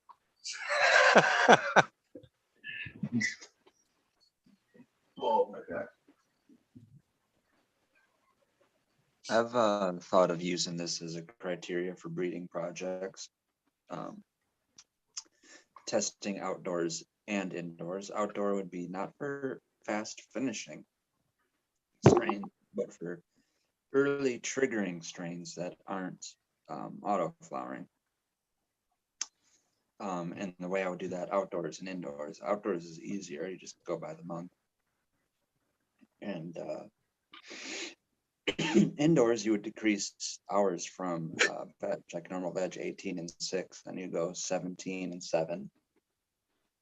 See what has no problem vegging. Then go 16, 8. And then see what has no problem vegging. And then maybe something start flowering there. That's totally natural.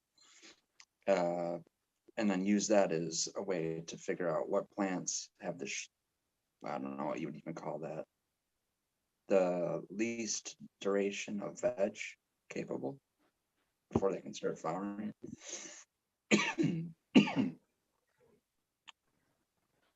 I don't know. There's not much to complete with that thought other than testing and seeing that out. So you're saying that if it started shooting pistols before 12-12, yeah.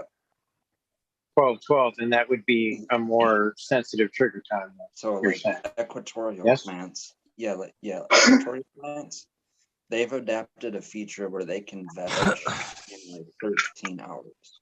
So if you took some crazy equatorial variety and the like custody went from you collecting those seeds like in Ecuador or somewhere, growing them in an indoor environment and seeing if they can veg with 14 or 15 hours of a light cycle. Most of them, I don't want to sound like an expert, like I've grown every equatorial variety, but for me, as far as without the experience knowing, one probably knows with the experience, but to me, it's a theoretical thing. So I'm just saying, theoretically, those plants have no problem vegging in 15 hours of light, which would be crazy for most varieties that we have. Because if you try to put your veg room on 15 hours of light, light, and 9 hours of darkness, everything's probably going to start flowering. I would say that's from high latitude influences like Afghani. Yeah. Having strains. Oregon Diesel does this from what I know, and the strain that I had that did it was Purple Wreck, where it's not a fast flowering strain. Indoors, it's going to still take like 8 or 9 weeks, but outdoors, it would start flowering mid-July. So it would finish mid-September, end of September, right? So it's not I feel like a outdoor flowering is always a little bit longer. I mean, they seem like they take it for they flower for a little bit longer, or they want to, than like you would indoor. That's what I've seen, because I put one out, and the amount of time that it would have finished indoors was extended by, I would say, 3 weeks easily. Yeah. And I thought that was interesting that it extended it a little longer. It wanted to be in the sun longer. There's still strains that outdoors will finish fast, but they might not trigger till the end of August. So that way, you better be in an environment where you can take it till the end of October to let it go. They also took a ton of ruderalis and picked out like not actual auto flowers. They're just early like flowering plants, and they've crossed them with photos and stuff to make these early flower plants, like some of these plants that you can find that are early flowering. I don't know the exact latitude that it is, but in the same exact way, those equatorial varieties adapted the ability to veg under low light durations. Plants north of Kashmir, like Tajikistan, they like same thing. They flower, they trigger early, like beginning or early July. So you can harvest them at the end of August, middle of September. But they're not auto flowering. You can grow that plant, you can take a clone of it, and while it's vegetating outdoors, bring it indoors, and it's going to flower in 18/6 light or 24 hours light. It's not auto flowering. So I ain't got no grudge on auto flowers at all anymore. when it was all lowrider, I did, but I think it's come to a place where it's about to get good.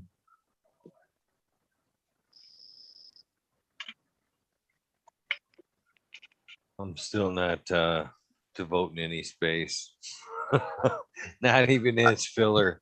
I would rather throw in an auto in a small pot than throw, an auto in there myself. I mean, I wasn't planning on growing anything, and I had 4 autoflower seeds. I don't really have to do much to them other than water them, barely even feed them, and I'll get a little bit off of it. I mean, some of it it's just because I can have some purple weed that, you know what I mean? Like I have some purple strains that I need to get some photos of. That's a purple. Oh shit! I came on. My What's volume. up, My Mr. Great Fingers? cheers, everybody. What's up, people? My fucking. I had tape over my microphone underneath my case, and I didn't know it until right now. I was like, "What the fuck? Why can't nobody hear me?"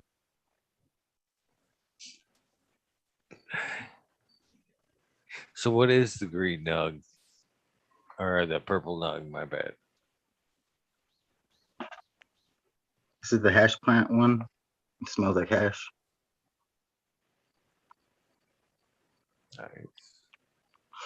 But yeah, they're both from Black Line Reserve being crossed with like the Black Mamba and all that shit. All that open pollinating shit with like all those males. So I don't really know what it is. I like purple wheat. Like, I mean, it's not my favorite, but it's once in a while I don't mind it. Like, you know what I mean? That's why I do the auto.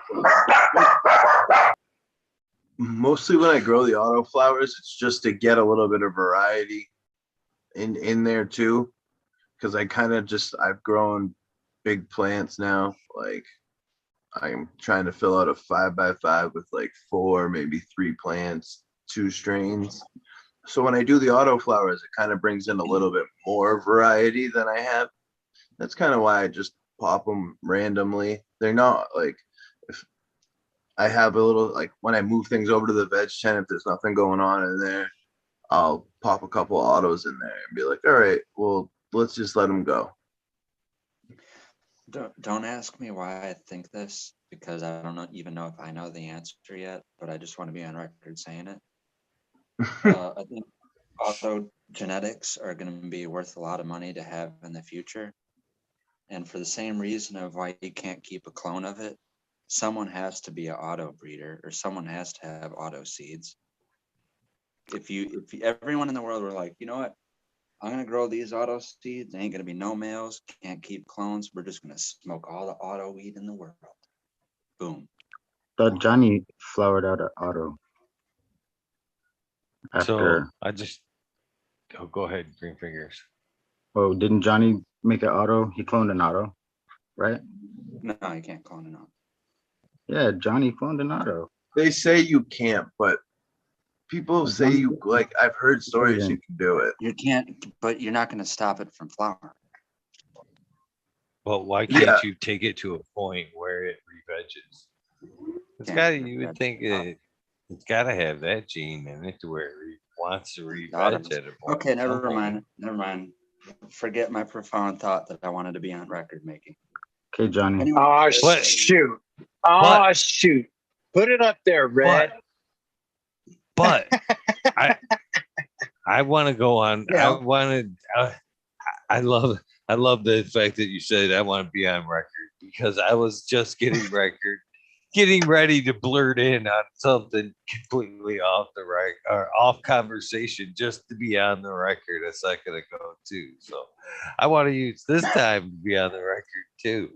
So earlier, because I just don't want to forget, I want to have like a record of it rather than try to write that shit down. Yeah, everyone just forget what I said. Yeah, no, we're not gonna forget what you said right now. Damn. It's recorded. Damn. Anyways, so about the DOA strain name, I'm gonna run that shit just like a fucking like a wrestling meet bracket. I'm gonna fucking throw it out there for everybody to throw their name in the hat, and then I'm gonna keep a list of said names, suggested names, and with the new poll feature that I can do on my end, I'll do polls, like say, because I can do 4 at a time. So I'll poll the names, and then the top of that I'll put on another, one bracket over, and work my way through those, and then I'll poll those names. Repeat till there's 4 left, 1 winner, and that will be the DOA. What do you think?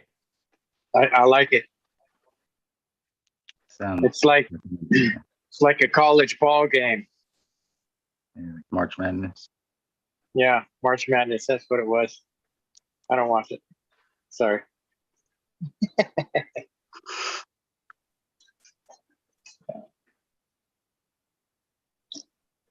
I like that idea. I think that sounds good.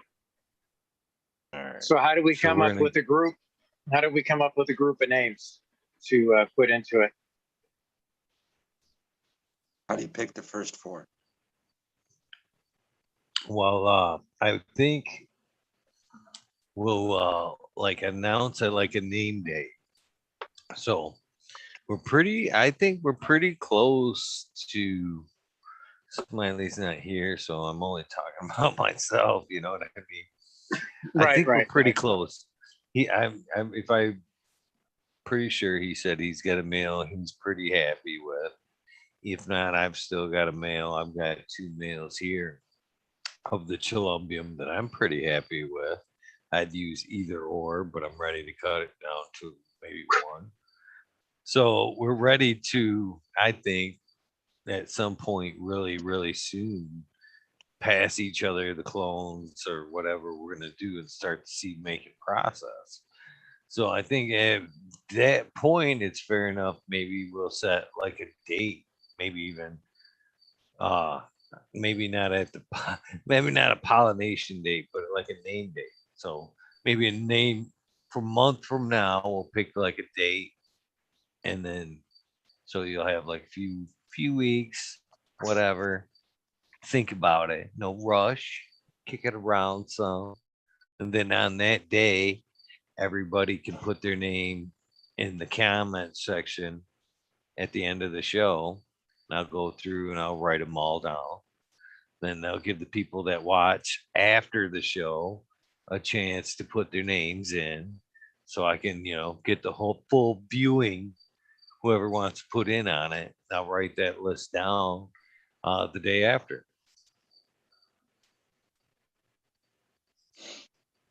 I like it. I like it. It sounds like a good plan. Definitely. There we go. I'm looking forward Red to pill. this. What's up? Batter up. That's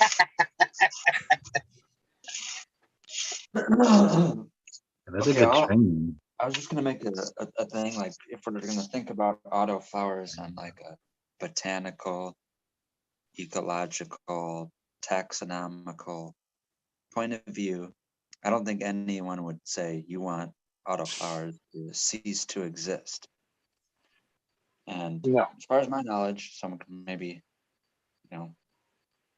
whatever, educate me on this, but I don't think anyone knew what autoflowers were 15 years ago. At least I didn't, speaking for myself. Ruderalis was discovered in like the 80s, I think. Speaking for myself, I didn't know what autoflowers were 15 years ago. I don't think anyone much more or less cared about them. I don't think people still do. So I'm just saying it's something to have around technically because you can't keep a clone of it. Maybe I'm wrong about that too. But I would say someone has to propagate and breed them for them to be around and exist. So make stockpiles. Do it in the dark. Don't tell anyone. Don't embarrass yourself by telling people that you breed autoflowers. But make stockpiles of them. And then give them to your friend and then tell him to sell them and say that he made them. So just in case like they were shit, he gets And if you're gonna do it on Instagram, say you have exotic bird feed. That was the red pill. That's one of the reasons. Seriously, I'm not on board with autos. Seriously, I've had a couple of chances with autos, and like they were like little fizzly fucks that didn't do shit. Then I threw some down. And I thought, I mean, come on. If you're gonna do an auto, you might as well make it a feminized auto. Take the fucking. I'm with you. It's right down the simple. But For the I actually, consumer. somebody passed me a pack of fucking autos, and I was like, "Oh, cool," because this was like maybe 2 years ago, and it was from somewhat of a reputable auto breeder, Uh, and they were like, "Here you go, here's a free pack," and I was like, "Cool, thank you," and I was like, just like everybody else, I'm gonna use this space for that auto. I threw them fuckers down, and I shit you not, Skillball. You probably would go watch it on one of the fucking first bro shows there. He's like, them are regulars. I'm like, what? That's a fucking regular autos? That's a fucking cruel joke. And yeah, dude, I got fucking I got mails and fucking it was like, oh shit, man. This is you know, man, this is cruel. This is a fucking joke, right? I couldn't believe it. Okay, this is what I'll say about that. And I hear people throw around like autos. You know, maybe there might be some potential, but it hasn't been worked out yet. Whatever. Like there's some expectation. Like right now, autos are what Schwag weed was 20, 30, 40 years ago. And you know, maybe back then, you know, No, 20, Twang 30, weed was 40 still years good. ago, people were happy with 6% THC with and seeds in their weed too. So now people's expectation of having a 34% GMO, that took 40 years for it to happen. So that is true with some autos, yeah, also. But time has gone by, and I hear people have bad experiences with autos.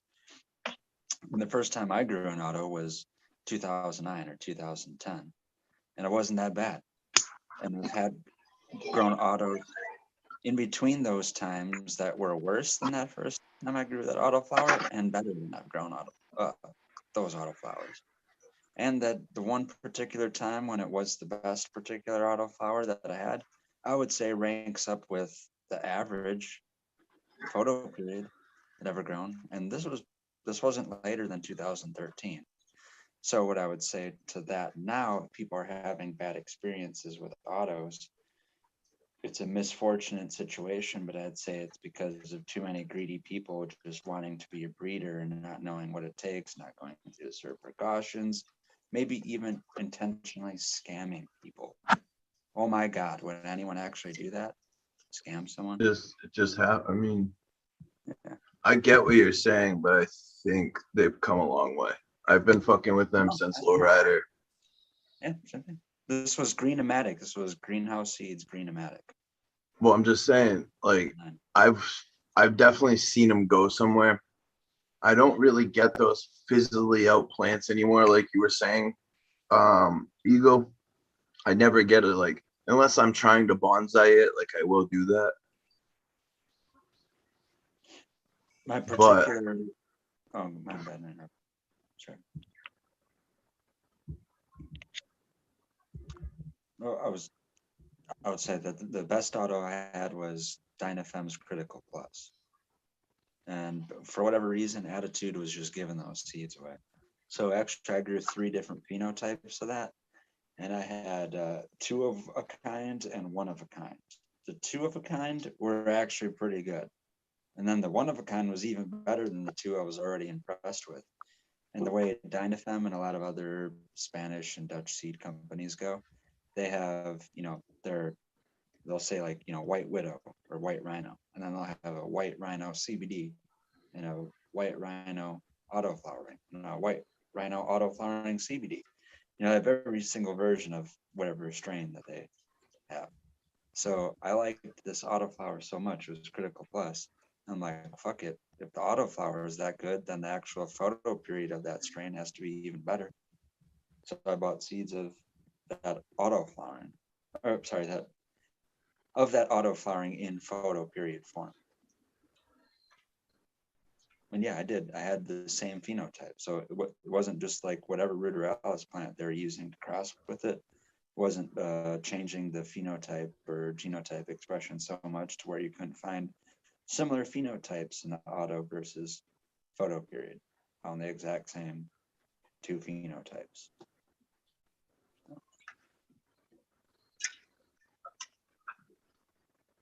It ain't all bad. There's definitely no, there's definitely going to be a market for the models. You know, they're going to be good for extracts. They're going to be good for economic or geological challenge areas to where you don't get a whole period without tornado, some storm, you know what I mean? To where you have to actually break the season into cycles. Like I would think, like Florida, I would think you could get like 3 cycles, break it up into 3 auto cycles because of the hurricane season and shit like that. Or the Midwest, I would think the Midwest would be a perfect auto area in, like, say, the tornado belt. You know what I mean? When you know it's tornado seasons, well, autos before and after. You know what I'm saying? Break it up into whatever works around your area with some autos. And those feminized Spartan. autos, Good, those are Ripple. good for, those are good for grandma. I mean, people make fun of that all the time, and we are still in that phase now where, guess what? People who didn't like weed or only didn't like weed because it was illegal all along are gonna start growing, gonna start smoking. So a lot of people don't think so, but I think the perfect first plant for an older person to grow is an auto flower in their window or on their porch. You know, that's what's gonna get. I them don't started. really like giving someone a first timer an auto because, like, if they overwater it, if they piss it off in any way, it might act funky. It could start flowering early. Like, they still somewhat are finicky being ruderalis, but Mhm. I've seen, so like I've had some like 1 gallon pots that have just produced. Like I do them in 1 gallons and 3 gallons, but I've seen like Spartan and Sequence do some of what the fuck is that dude's name? He's a Michigan breeder, eagle. Mandalorian, I think. Is that the dude? Mandalorian? Some dude, I think his name's Mandalorian in Michigan. They do some of his autos and they're freaking huge. Every time, like on point huge, and they look good. They're one of them's beautiful Is purple. it And Manifesto you thinking of? no, I think it's Mandalorian genetics. He does Anvil. That's the strain I'm thinking of. It's an Anvil. It's called Anvil. It's really purple. It kills it. Every time I've seen this plant, someone grow it's literally been a big, nice, like something like you could pull with a decently vegged photo period. You know what I mean?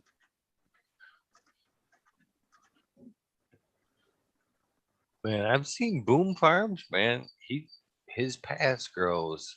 And he said he did photos this year. But last year, man, his crop that he showed them, fucking, he had autos that were taller than him. A whole fucking greenhouse, fucking, he couldn't even walk through that shit. It was pretty impressive. Yeah, they Made do me have. almost consider. My bad, man.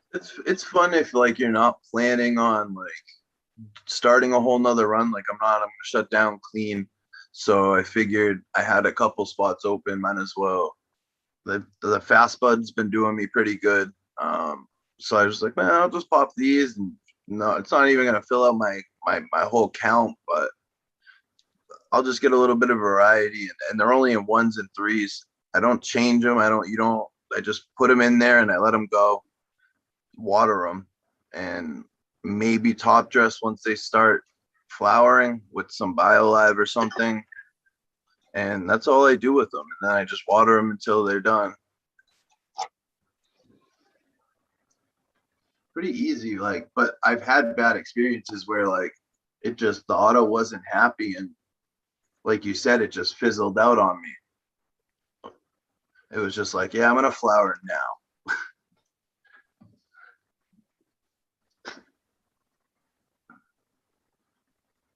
So it is that time for the dad song. What's it It's actually fucking with 420. me? I know it. Dad song time. So cheers, everybody. After we Cheers. take a dab, unfortunately, I'm gonna have to close her down. I gotta fucking chop this Columbium up behind me. I always tell myself I'm gonna fucking just gonna get this thing started, and then I'm gonna fucking turn the camera off. Fuck it. Never works out. Never works out. So, so let's go. We're in. Oh, it's fucking muted. There you go. Damn, I was like, where's that music? Cheers, everybody. Cheers. I'm dabbing up some Pagroli sangria. Pretty tasty. What's the flavor of that again? What's the flavor of that there again, Eagle? On that dab? This is the green apple, I would say. That's what I call it. He's got the green apple feed over there. That's what it tastes like to me. That's exactly what it tastes like to me. Hopefully, you guys don't hear the torch.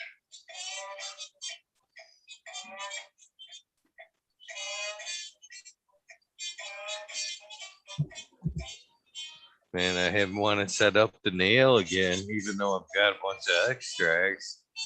I haven't been dabbing a lot. And I don't want to break another rig. You're just sitting around waiting for me to break until I want to dab. Because I've already broken a few. I have cats. Cats are the worst thing to have with glass. If you're like me and just kind of want to leave it around or leave it somewhere.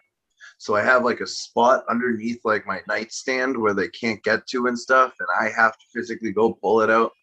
Hopefully I can get a cabinet one day and I get fancy like that. Can have some nice glass.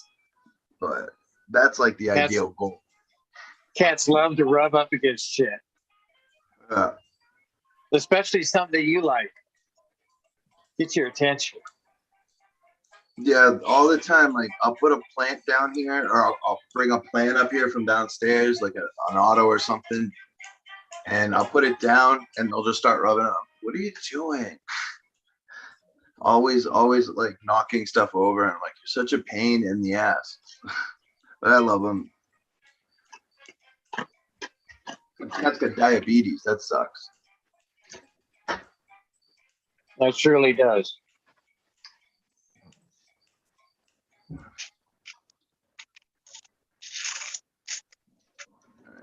Dude, this stuff's funny. It's actually really good. I don't know if anyone's ever heard of Boom Extracts. He was out in Denver, I think, or Portland for a little while. He's on the East Coast now, Northeastern. He does pretty good work. Oh, it's all solvent extracts, but over here, the hash extracts are too expensive to like buy in like bulk still. They want you to pay like $80, $90 a gram, like all the way up to like 3.5 or whatever, where I can get decent solventless or solvents like from like Boom for $20, $30, $20 most of the time.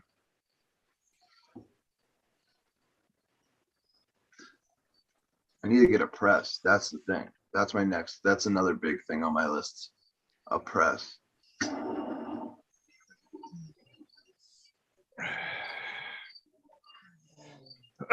Well, excuse me. I'm gonna be that first one. I'm gonna make this happen. Thanks, Johnny. Yeah. Eagle Gardens, appreciate you, man. It's always awesome coming on here and talking shit with Eagle Gardens. Always a great time, man. Appreciate you. Good show tonight. Great show last night. I didn't get to watch it last night. I didn't have phone service. I lose it whenever I have 31 days. I lose it for one day or a day and a half, rather. So, anyways, want to say goodbye to everybody else. Jelly Canna, SoCal Weed Nerd. Thank you very much. Red Pill, always awesome hanging with you, my friend. It's better when you got your picture on, though. Have a great night. Smash Cannabis. Have a good night, times man. hanging with you. Good times hanging with you. Green Fingers, always a good time, buddy. And That once was again, great. Eagles, much love, brother. We'll talk to you later, bro. Have a good night. Cheers, Have a chat. good night, man. I think I'm gonna be the second one out the door here. I'm getting kind of tired finally. So, Eagle, fuck you again for having us. Everybody else on the panel, have a great night. Chat, have a great night. We'll see you on the next one. Sure, so. I needed that SoCal. Thank you.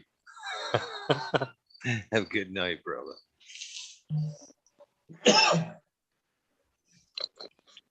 All right, I'll sign off next.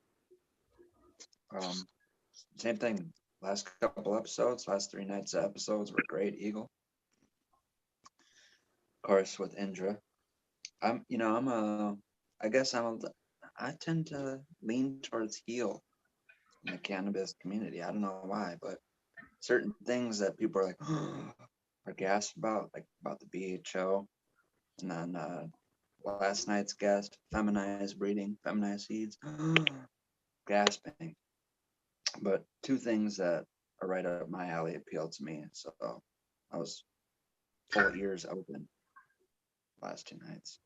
So shout outs to everyone still here, green fingers, cheers. And Eagle, thanks a lot again as always. And shout outs to the chat too. Peace out. I'm actually gonna tip out too, man. I'm tired. It's late here. Gotta finish this trimming tomorrow. Gotta cut down the other plant. Get the drying area ready. But again, it's just sweeping stuff. Oh man, I don't know, guys. Have a great night. The Eagle, I love everything you do and all that. I love chilling with you.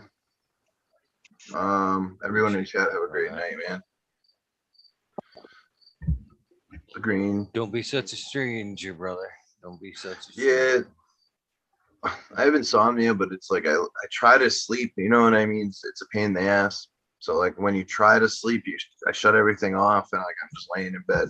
So tonight I was like, I'm just gonna go on. I seen you just chilling. I was like, I need to trim anyways, so let's get some shit done. So have a great night, everyone. Be safe. Stay safe. Have a good one, brother.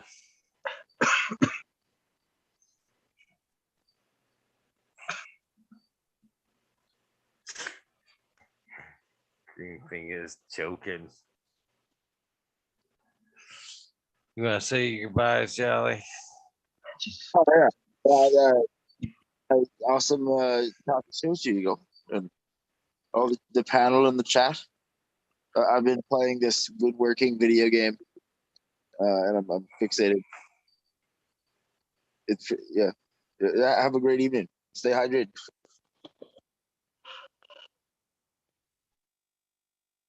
Cheers, Jolly. Have a good one, brother. Alrighty. Thanks for having us. Could you hear me? Yeah, thanks. Yeah, thank you. Good night, man. I'm freaking can't stop choking. Love you. Peace. You guys too.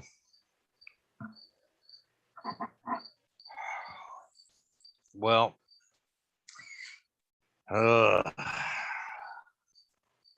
let's get the shot outs going. Find some music here. This is going to be a terrible shout out.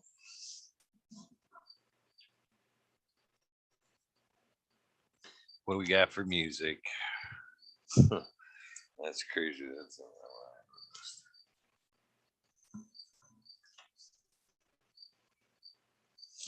Try to put this back in order. It's been a few days.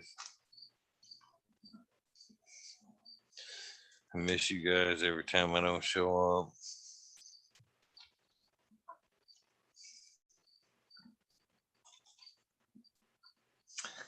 Let's find some music here.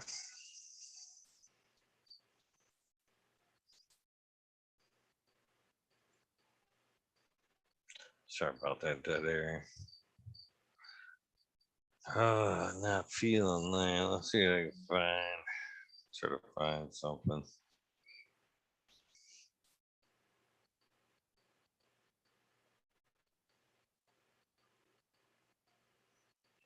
I'll go with this and skip this first one. I think it needed anyway. Ooh, that seems appropriate. All right, here we go. The Mercules.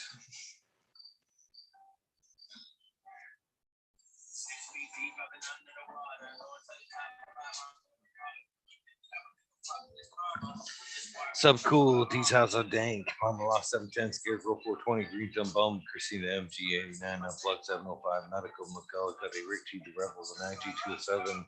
Vivian, Selena, Dave's not here, Tom Spook, Greg Walker, Mendo Dope, T Dog, Dungy Dope, Red Eye, Jedi Bros, Mother Nature, Justin Conway, Duff Lee, Run Boy 7426, Justin Goddard, Strongman, Okie Grower 75, Corey Treble, Michael Wall, Small Vision 420, Who's Your Cat Daddy, Taco Don Slug, Rick S, In the Bushes 827, James Simmons, Kevin Hahn, Once I Soul Pat Fan 420, Biomentor, Dirt Road Dude, Ken Shooter, Jose Ramirez, Red Eye Rustler, Dab Goblin, Dr. Buzz Lightyear, Acetane, 710, Ken Queens, and Nick, Savage, Nazi, Boomer, Dirtman Dan, Keith of Black Sales, Mr. Bocilla, Zen Premium, Burn, Russ, Bob, Ross, Jeff, Soil Root, Small Toots, Tyler, Frosty Buzz, North Michigan Micro, Ouija Buzz, Sub T Roy, Big Jar Girls, JC Modern Snacks, Silka Weed Nerd, John, Glass, PPJ15, Green County Grower, CJ Apple, Perfectly Imperfected, Dollar Tree Grower, T1 Productions, Dank Grower, DOA Grown Mets, Miss Nudie Grows, I Grew Some, Johnny Cancy, Nutrient Shootouts, Naughty Nookie, Zoe and Slimmer, and NY,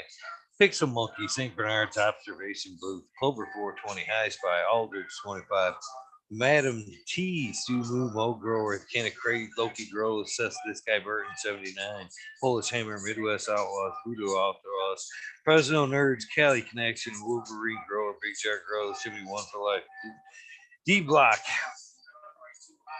MMP Nations Creations, MM Amber Lalana, Psychedelic Warlock, Artist LD, Sir Stricky Rob, Big Dave 420, Brent Window, Big Ed 1961, Manawani G3, The Green Click, J&K, Triple G, Mr. Sprinkley, Brittany and Tyler Teasley, Hope Farms, Lisa G, Be Too Crazy for You, WG, BGWG 420, Dr. Buzzwell, Purple Thumb OG, Arthro Sensimilia, Arthro Just Space 420, Beast Coast Score 420, Sir How, Trey Balone, Keep It Real, Haggerton 420, Zebs Upland, Audit Everywhere, BT, Double D, Grows, Bingus, Green Puppet Man, Alex Boyk, Jeff, Seth, Life, School of Crop, Cuz I Love It, Green Mountain Grower, Southwest Okie, Real 100, 212, Andy Man, Miranda Family Farms, Hayes Farms, Me Off Flower, Ryan Henderson, Green 13, Noob Sailbot Wins, Kingdom Mac Poundings, Indra, Michigan Native, Mary Jane Medgar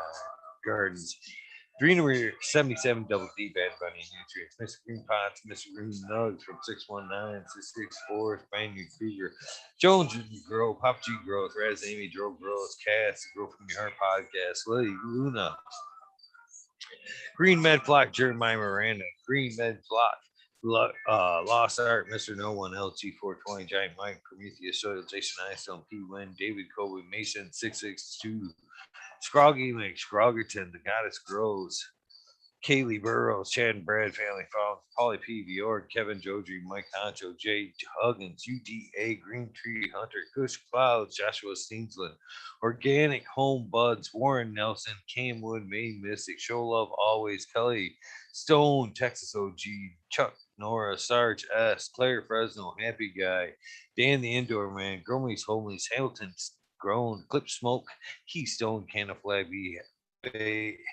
Clip Smoke,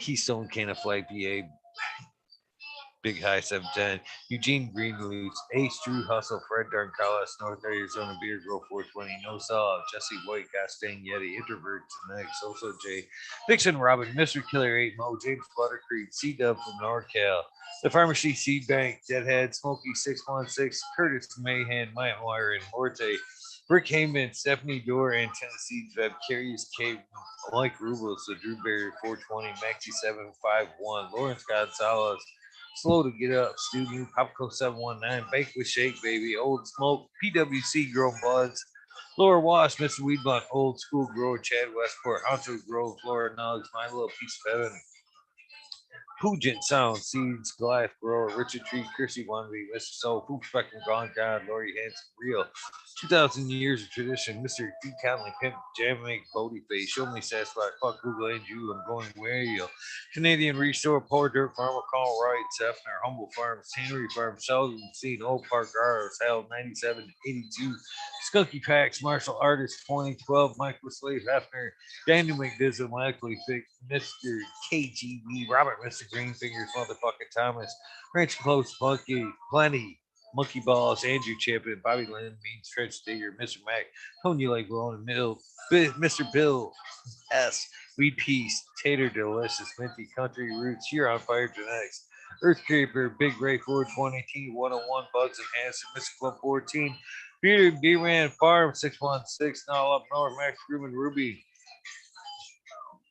Timothy McKimmons, Neo, Justin Beats, Chronic 80, Fat Valley Real, Jennifer Steele, Kimbus 03, Turk Farmer, Shannon Stevens, Carlitos, Latina Gator Country, Mr. C, Wolf Speen, Wolf Fire Scene, Wolf Wally Wookie, The Goddess Grows, Ross Bob, White Belly Grows, Burning Shrooms, Home Grows, Dank, K-Man Grows, BX Gunner, 81, Smith, Duke, New Grown, Sean McCann, J Monks, JX, J Monks, Dankin John, Walla Walla, Candy Ground, Fall Dog, Huron, Cannabis Council, Alyssa Parrish, Rock Fam, Justice Mick, 420, Ben Fresh, Herbs, Thriving Herbs, High Boy, your mailman grows. We be growing Australia, get growing. The Love with Plant, Argo, American, Swamp Poker, All Pros, and Caveman, Hawaii's Highest, Surfcraft, Micro Goon, Jeff Lowenfels, Mobius Grows, Dan Brownie, Stan D, Elliot Harkins, Mystic Flavor, Forging Gardner, Overwater, Overkill, Seattle Sea, Shadow Warrior, Valley Green 514, Amelia Jensen, Oz Indica, Dr. MJ, Coco, Brandon Russ, Matthew Gates, D's Bag, Throne, Scar, Shotgun Willie, Dan Yoda, Jay Simmons, True Bro, Gross, Collectivist, TJ Conley, Aaron the Grower, late 1978, Michigan Grow Buds, Your Boy Roy Bud, Delta 9, Jay McDaniels, Collectivist 420, Sneaky Colas, Dylan Stink Fat, yeah, PFC Farms, Garden, Husky Garden, Sun Grove 707, J.A. Gross, J420, Cascadian Gross, Tito's McGee, Four Plants A, Weedworks, Captain Scroggs, Funky Buds, Hobbs Warrior, Jack Young, Terry Lee, Live, McGuester, Tempe, Annie N, E Urge, Green Jeer, Neon from All Purpose Plus, Green Goose, 11 Smiles, 11, Bimby Buds, Michael Rassa Plenty,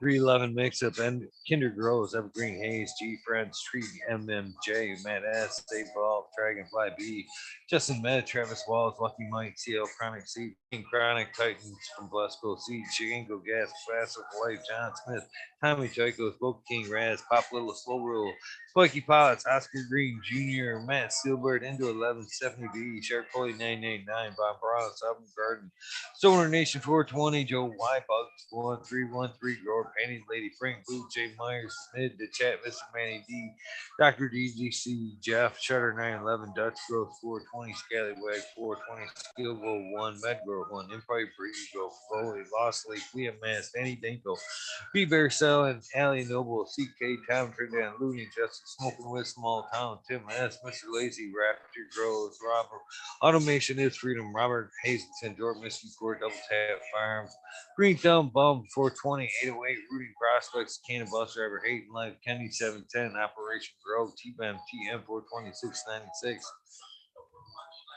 Rude Nut 619, Dr. Scrambles, Phoebe Moonrock, CHF, Double J, Bio Green, Self Grower 56, Hanky Stinky 420, OG, KP, Ganja Nana, Your Mama, Georgia Joe, Roy Rodriguez, Pete Growing, Nature's Best Nuts, Killer Bee Grows, Ganja Wizard, Husky Darts, Nut Tree 420, Dr. U, Solo for Life, Bully for Life, the Jeff Rose 42069, Vita 698, Dr. Franklin Booty, Goddamn, I'm Bank Ted's Test.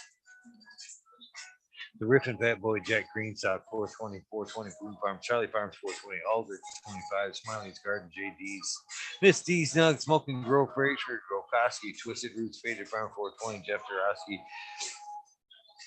Genetic Memory Farms, your ball 420 Cameron, Mr. Bagsy, Jill Carter, Mystic Marks, Mystic Grower, Ginger Snap, DTE, Rose, Rick Wolf, PLP 2372, Ned Denver, Mike Denver, Sergeant Pepper 420, Cannon Troop, Mike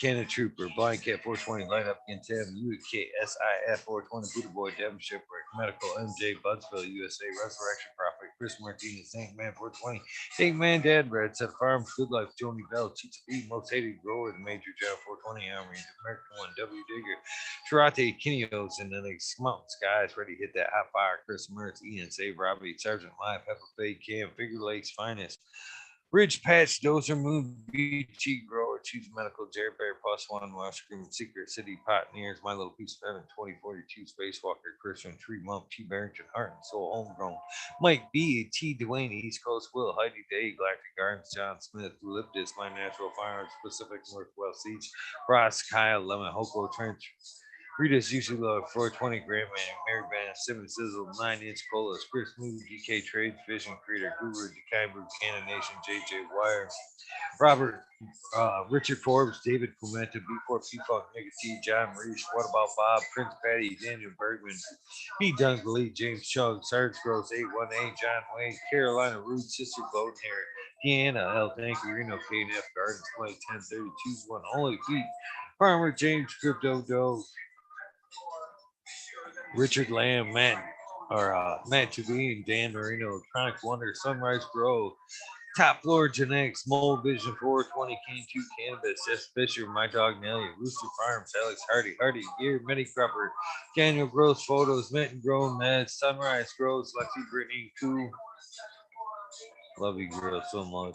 91, No Limit 916, No Limit, Grumpy Toad, Alchemist, Cannon Minx, So Born to Dick, says Ross, Joe, Alex C, Dirty Orc, Catfish, High Power, Thunder Dan, Propagation Station, John McDaniels, Lisa Marie, Sarge Groves, 818, Blaze Daily, Fried Piper Special, Eagle Pride Warrior, Sales Smash for you, Frank Lusada, Thank Justice, Kino, Kelly Maxwell, Captain 420, Frank Lusada, Stink Fat, What About Bob, Ill Jester 420, Pop Shrooms, John Gorski, Jen Doe, Duke Dungeon, Gangsta, THC4, PTSD, T Barrington, Honcho Grown, Swamp Cat, Valera, Cannabinka, Bessa, because Jen Doe, Miss Manny D, Canna Ferrari, 420, AV Normal, Frank Guerrero, Bear Feet, Brent, J Brett, 74, CK, Brown Guy, 420, Pector, 420, Burning Tree, Maine, EA, Sun Grow, 207, Hydro Daily, Hempwood, Jamie Breen, Supreme Grape, Sony Rockefeller, Caveman Canvas, Brew City Sin, Hawaii Sustainable, Midnight Roots, Dead Cynic Knuckles, Michael P, Polly B, Quick B, Nimble, Bud, Kill E, Watts, Michael B, 4889, Disbanded Brothers, Mycelium Man, Joseph, Grace Madison, RX, Keith and Chief, Hydro Daily, Concerned American, Canvas 411, Freedom of Speech, Dr. Jonesworth, These Trees, Godrich Sudoku, 710 as well, Upside Down, Jesse Stevenson, Victoria, What About Bob, Sacred Gardens, Gus Grow, Slick Rick, Dog Pounds, Dave and Sight, Lewis, Amut Watts, Guys Sting Yeti, Edwin, MN Grown, Uncle Elmer, Off Grid, Jerks, Christopher, 54, Last Predator, Matthew SoCal, Sioux, Illinois, Man Breeder, Chink Group, Dark Horse Genetics, Stoner Duo, so Joel and Jen from North Star Genetics, Carol Ann, mine, Mr. Cry, PTA, B13, Liam, Baruch Beyond Perfection, XX Elite, GPXX, Uncle Stoner, Crispy Treat Kitchen, Growers Paradise, LAD Grown, Iceni Clan, Decoy Bacon, Mr. Scotto, Fresh Baked One, Jay Allen's Big Bob Grows, Jolly Canna, Australian Grown, Juka 420, Daniel Phil, Mr. No One, Mr. Nowhere Man, Selling Sally, Silly Seashells, Bob Bobby, Sean Biz, Rescue Ready, Roadside LLC, Notorious Nug, Magma Seeds, Father and Son, Trimming Tutorials, Dub T Dank, Jose Ramirez, Doggo the Hut, 420, Bug Chivo Man, GR 420, Community Videos, Detroit River Rat, Louis Garcia, Michael P, AJ Everyday, Captain Bought It, 420 Medgore, Cookies Coop, Jay Kendricks, In for the Grill, Backwoods All Good, Sally Mansell, Adamant, Skinkin, Chanel Simpson, One Smoke Away, Ganja Roach, Kazoo, Aaron Burning, Shrooms, Miss Lincoln, Stinkin, Angel Studios, the 420 Grow Temp, Paul D. Elliott, John Fleming, Jankovic, Fibro Fallen, Polly P. Seldom Seen, Elevated, Lenny Organic, Sunman, Chiba Sunny, Jeff Pollock, Ricardo Sosa, Dan J, Earth Friendly Farming, Candy Forest Farmer, fuck all that beef. The Misfit Grower, Jason Line 512, Snake Eyes, Northern 4466, Jason Greystone, Stoner Baker, MD, Stoner Creek, Russ Sonic, French Dweller, Tarzan, Superman, Old Man Hermit Hash, Freebird, Mulgrower, Matty Gar, Simple Man, Survivor One Time, Tim Blake, Golf Coast Chronic, Sink Fact, Polero, Harley Grower, Jen God, Jason Live 512, Steve Collins, Todd Kendricks, Property Maintenance, Sharpie, The Island Hayes, School Steve Spakes, J.R. Ream, Farming, Randy K, CCDR, Claire Killian, Wardrobe Farming, Randy Grande, Piff 1000, Ace Boo 3223, Wake Up, Captain Freedom, Be Puffer Smiles, 15 Digits, Michigan Ganja Move, Hash, Fred G, Super Bob, Groski 808, Weekend at Bernie's, K-Bag, Justin Station, Strong Style Organics, Zippy, iMedic 31, Honor CKL, Me Off Flower, Brent Boog, Todd Kendricks, Newton, K&T, Chris D, Truth Serum, 4x4, Natty Dread, Barbara Matthews, Ancient Soul, Grown, Kevin Jiu-Jitsu, Canna Health and Happiness, Berserk 25th, Team Collab, Low Cut, Low, Albert Tremblay, Mr. No, Mo Manic Med, Braz Benchy, Helen, Huge Janus, James T, Atomic Spoon, Miss Jill, Big Daddy, LT Gardens, High Flyer, 420, Lobster Brush, Bro, Mother Tree, Maine, Your Boy, Roy Boy, Aesthetic, Shannon Gibbons, Ruhan, Rick W, Comfortably Numb, One Smoke Away, The 840 Show, Richard Lamb, Red Pill, Cannabis Pursuit, K Rolling, Worthy Buzz, Hogan Man, Oil and Flower Podcast, The Entourage Effects, Warren Dixon, Pink Lady Luck, Mondo 420, Surrounded by Keith, Ferrari Farms, French Dweller, Single Fathers, Happiness Without Guilt, Mike Steve, 562 Ganja, James Chrysler, Green Ghost, Genetic Zolo, B, Burnson, Astro Charlie, Steve the Smurf, A4GTCA, Bush Doctor, Astro Charlie, Dirty Hope Garden, TK, James C. Weaver, Grow Ohms, Corey Gagnon, Green Hill Farms, Hillbilly Herb, Tasty Wormer, Skunky Brewster, YBF, Larry OG of Oz Farms, Spartan Grown, Johnny Green Thumb 710, Michigan Wildflower, Seldom Seen Gambler, Tom O'Connor, DP 710, Caribou TV, Virginia Herbs, Red Primo, Equilibrium Genetics, Trophy Truck, Skyway, Kevin O'Donnell, School of Crop, Stupid Trucker, eBay, Bud Tender, The Glass Girl, 420 Grow, Ted Nugs, Matt Javine, Greg 77, Ted Nugs, Skunk 8 Glassworks, Beast Mode 347, Mike Atomic Skier, JMC 182, Justin Gucci, Cam, webcam last but not least, Weedus 207.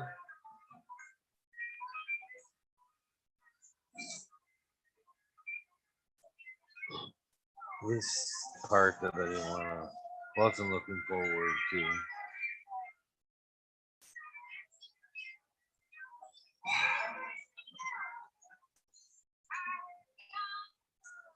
Thank you guys all tuning in, participating.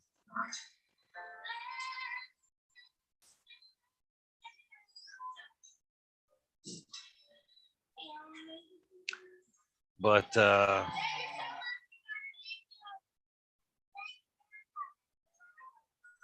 this may be not bye, but bye for now. Whatever shows come from now, I don't know. So I might see you tonight. I may not. Do something